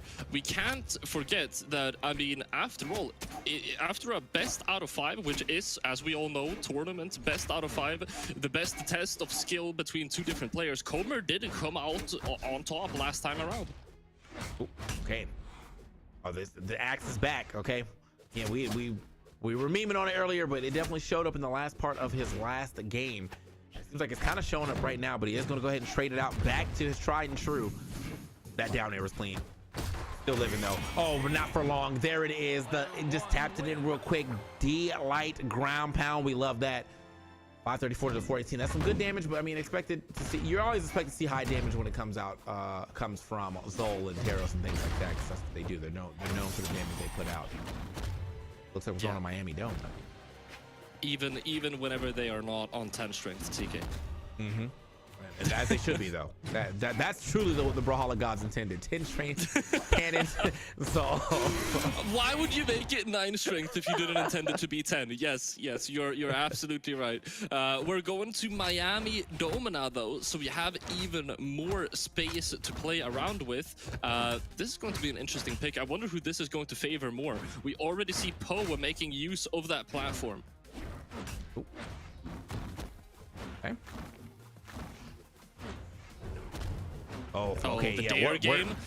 Dude, I have to say the risk reward factor here. I always like seeing like how other regions play, because you know we're so used to seeing the 3 regions that are normally at the top. You have the EU, the NA, and the South America. But whenever you start going to these other regions like Southeast Asia and the Middle East, you can definitely see like there's a way that they play here as well that is different than all the other ways. And this is all aggression, all risk reward, man. They'll be going for some of the craziest ground pounds, some of the craziest offstage options, but when they work, they look like geniuses, and when they don't, well, you're probably losing that stock. Yeah. And I don't mean to try and become too 5 ahead, but I mean I think something that plays a part in that is of course the history of having a lot of ping, being able to see things in advance and predict some big plays you can make is going to be a difference maker whenever you're playing on higher ping. So I mean it can come about just organically. So far though, both of these players are fairly even in terms of the HP. Comer actually doing a really good job here in the second stock of getting some of that damage back. But Poe is looking ever so slightly more dominant. There's the down signature to finish that stock up, and actually getting quite a large lead here. Cover's gonna kind of wake up right now, bro. The Poe train is not stopping, bro. He said there's no stops on this ride. We're gonna keep going for as long as possible, and he is definitely. Oh, he's still looking for it. That big turnaround, the big damage starter of catching a dodge and then immediately going for a side air backwards. Damn, great placement on the neutral air. Neutralite able to catch him though. The dare actually bouncing off of the soft platform, looking a little bit goofy. Comer still looking to get this knockout, but Poe was able to grab that read, and that's 2-0 in what has felt like, I mean, how many games did we play already? That's the second game. That's the second game, and we're moving quickly. I mean, with haste right now through these games. Where are we going on this third? It looks like we're gonna get that swap to Ashoka. So, yeah, he's kind of had enough going over the Asturi crossover. So trying to get a little more speed in here as far as you know, hits per minute. Really, when you got that sword out and you got the guitars. But I want to see if that's gonna help him out at all, because as of right now, it has definitely been the Poe show. I mean, this is a full and complete 180 here. Absolutely no weapons in common with the Mordex, Katars, and Sword coming out. I mean, this is definitely either a desperation pick or like a completely, I'm gonna try and counter what you're doing pick.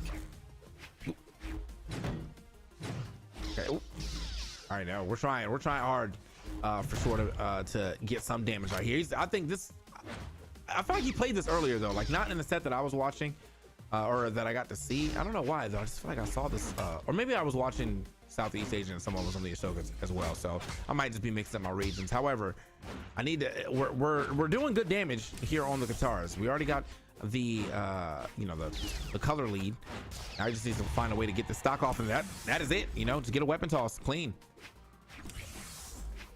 In orange right now, so he has that slight lead.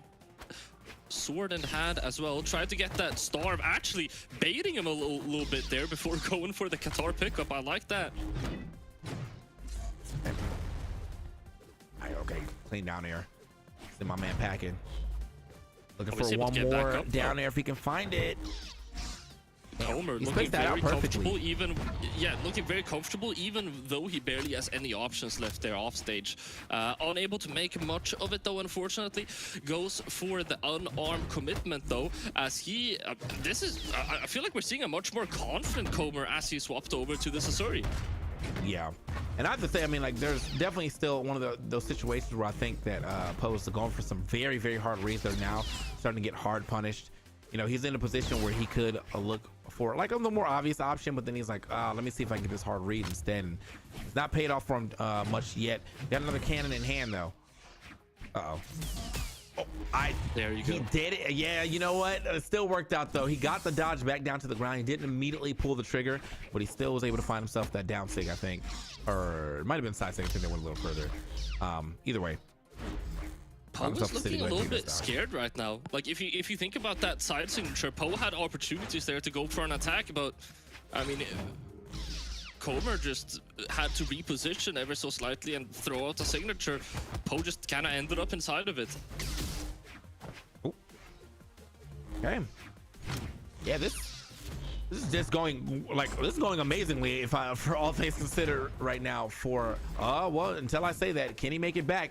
The down air is gonna whiff. Recovery. Barely not going to be enough. Second one is going to do the trick though. 2 stocks left to his name. And wow, I mean, this Asuri pick, I am very pleasantly surprised, TK. Yeah, I mean, you know, we thought he was like on the back foot for a quick second, just like I'm gonna kind of throw caution to the wind, but he definitely just picked the character that worked better for him in this matchup. The Asuri popping off, a little bit of force being done here, but it's not really gonna mess up Asuri as much anyway. It's still got 6 decks. That's still a pretty fast character when it comes to that dex. 3, 2, 1. Now, I almost forgot. We almost didn't follow the rule of explaining that whenever we are in the grand finals, which we are right now, whenever Poe wins this best out of 5, he actually needs to win another one, whereas Comer only needs to win 1. So Comer has so much buffer room for error here, and Poe needs to play pretty much perfectly. This is the time to panic right now for Poe. That was quick. This is I don't know what change happened here, but it feels like bro was playing on a secondary the entire tournament, and he said, all right, this is getting too close, let me go ahead and finish this thing off. Does get the 3-piece, but it's not enough to get him past that blast zone just yet. Nice dodge back in. Yeah, no, I mean, Comer is so... Comer has played so much Mordex in tournaments. He's so known for this legend. I feel like this is just like... Comer had this moment where he's like, I know what you're doing and I know how to beat it. I can do it better on Asuri though. So he swapped over to that and kind of revealed his true power level. Oh, picked up right there. Hitting the dome real quick. Killing though. Ooh. Gonna work back out. And this is still, I mean, I think this is still possible for Poe to kind of seal the deal right here. We are a 2-1 situation, but he is on the loser side of things, or the elimination side of things, so he has got to win this set if he wants a chance to win this tournament. Playing a little more aggressive off the stage again. It is possible. Poe looking a little bit uncertain and not very confident and a little bit uncomfortable last game around. Looking a bit better this game though. Yeah, I don't know what's like happening per se for Poe. Like a lot of these reads that we were seeing a little earlier are just not happening. Like, and he's still getting the same dodges too. We're still getting that, like, the one dodge that you always look for in a situation like this is that you get a solid hit, you push somebody just barely off stage. Oh my god, it's it. That's so it. Oh my gosh. Bro is playing for real. He said, wait a minute, this tournament's supposed to be over and I'm supposed to be the victor. Taking it to a game 5. Can he complete the reverse 3-0 right here, right now? He did not want any kind of bracket reset. He said that's gonna look really, really bad whenever I go on ahead and check the bracket in the future. It's gonna look pretty ugly. So keeping it aesthetic and trying to finish it off as quickly as possible. That last stock just committing for dare after dare into the dare nair, finishing the stock up even though Poe was barely only yellow. We're getting a game 5 for our grand finals here. Can Poe take it to a reset, or is Comer able to get the what is that, a reverse 3-0? I'm pretty sure. Yeah, it will be a reverse. I mean, like, those first 2 games absolutely going in the favor of Poe, and ever since this Ashoka's come out, it has been nothing but Comer going crazy right now. All right, able to get that nair off of the landing, able to get back up onto the stage as well. Down signature is not going to connect as he tries to continue to go for this edge guard. Gets the GC sidelight. Nice option used by Comer. Okay, looking for that dodge pass in this time around, but Not gonna happen now. I feel like it's been mostly on the back of his guitars too, though. So gotta see what he can do with this sword as well. But yeah, the guitars have been holding it down for Comer for sure. Just like as the cannon has for Poe, but I feel like the cannon's really been getting shut down when it's come down to the cannon versus guitar matchup. Yeah. I mean, we are definitely seeing a slight change of pacing here. I feel like both of the players respecting the grand final game 5, playing slightly slower here, a bit more patient. Comer not able to get that knockout with the D-Light recovery. Second recovery won't be enough either, but you're slowly getting there. All right, looking for a down air. Nope. Gonna pop that one. Gonna make it back to the stage. Yeah, we're playing. Yeah, we're playing. This is definitely much different as far as the pacing has gone for the rest of the games we've seen so far. Finally, a stock being taken, but look at that, man. I think almost 2 minutes almost off the clock before we finally got a stock taken. Comer's gonna keep the sword in hand. All right. Side light coming out. Gotta find this knockout now with the axe. Playing quite grounded. Swapping over to the cannon. Probably what I would assume is the preferred weapon to find knockouts for Poe. Okay, it's going to knock off of the stage though, so can't get that placement that he wants to go ahead and push past that blast zone. Is going to push past the blast zone now though. Sidelight side air going to do it up.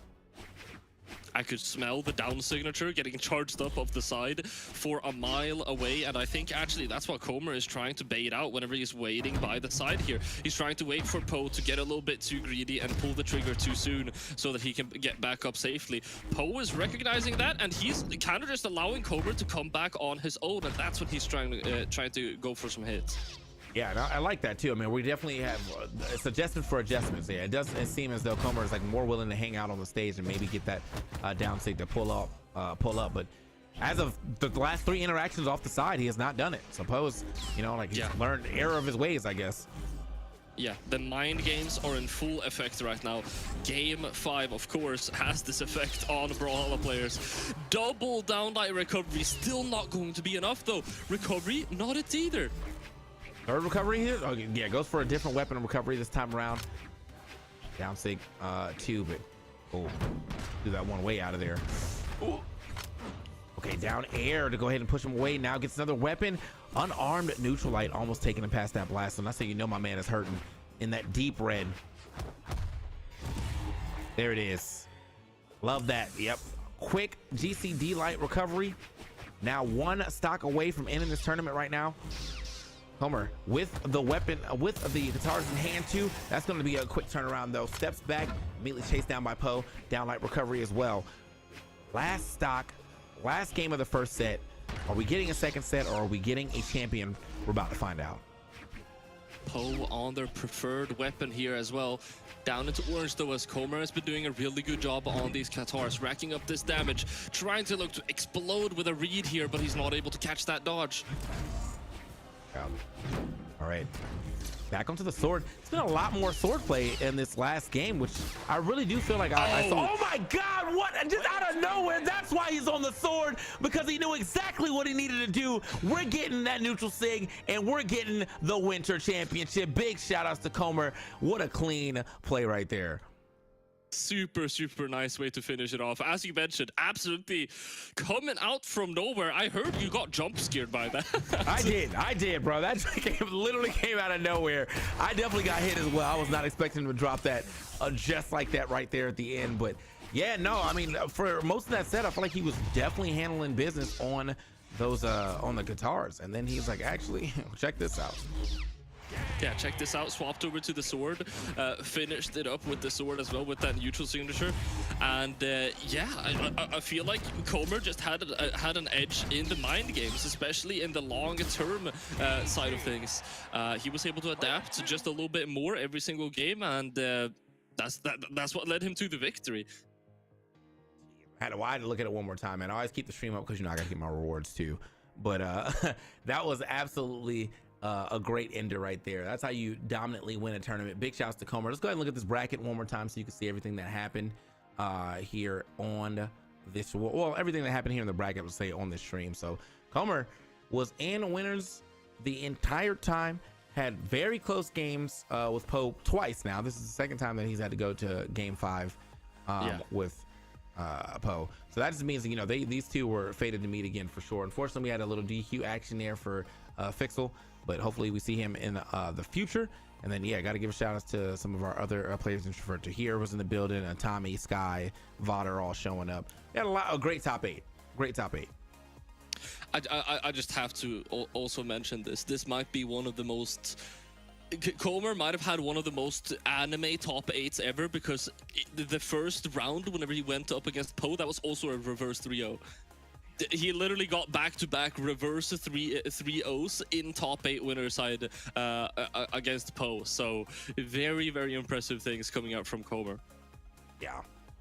So with that, I mean, that is going to be it for today. And do not think that it's over. We still have a whole 2 days of Brawlhalla action going on, and we'll be having some on the mainstream as well too. So we're gonna Brawlhalla now. We have Pro Brawlhalla. We're gonna have a lot going on in the near future. So stick around on both of these streams for tomorrow, as we'll be back with more Winter Championships. But as of now, that's been Poli. I've been TK Breezy, and we will see you guys tomorrow for more Brawlhalla action. You try and come back up again, I'm just gonna dare you over and over again. So, oh, no options, barely any options. Water gets the GCN sig. They are fighting, I mean, in open air. Oh my God, the down air does find the mark. He finds it again, but how did he touch the wall when? I don't know. I've got no idea. He's back onto the stage. Look for in a situation like this is that you get a solid hit, you put somebody just barely off stage. Oh my God, that's it. That's so it. There's been a lot more sword play in this last game, which I really do feel like I saw. Oh my God, what? Just out of nowhere, that's why he's on the sword, because he knew exactly what he needed to do. We're getting that neutral sig, and we're getting the Winter Championship. Big shout outs to Comer. What a clean play right there. Super.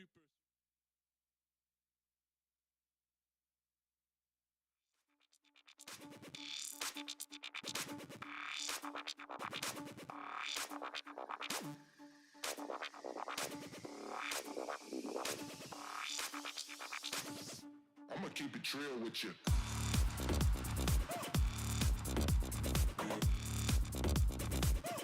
I'ma keep it real with you.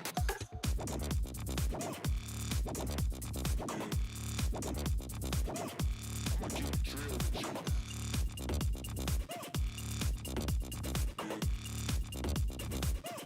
I'ma keep it real with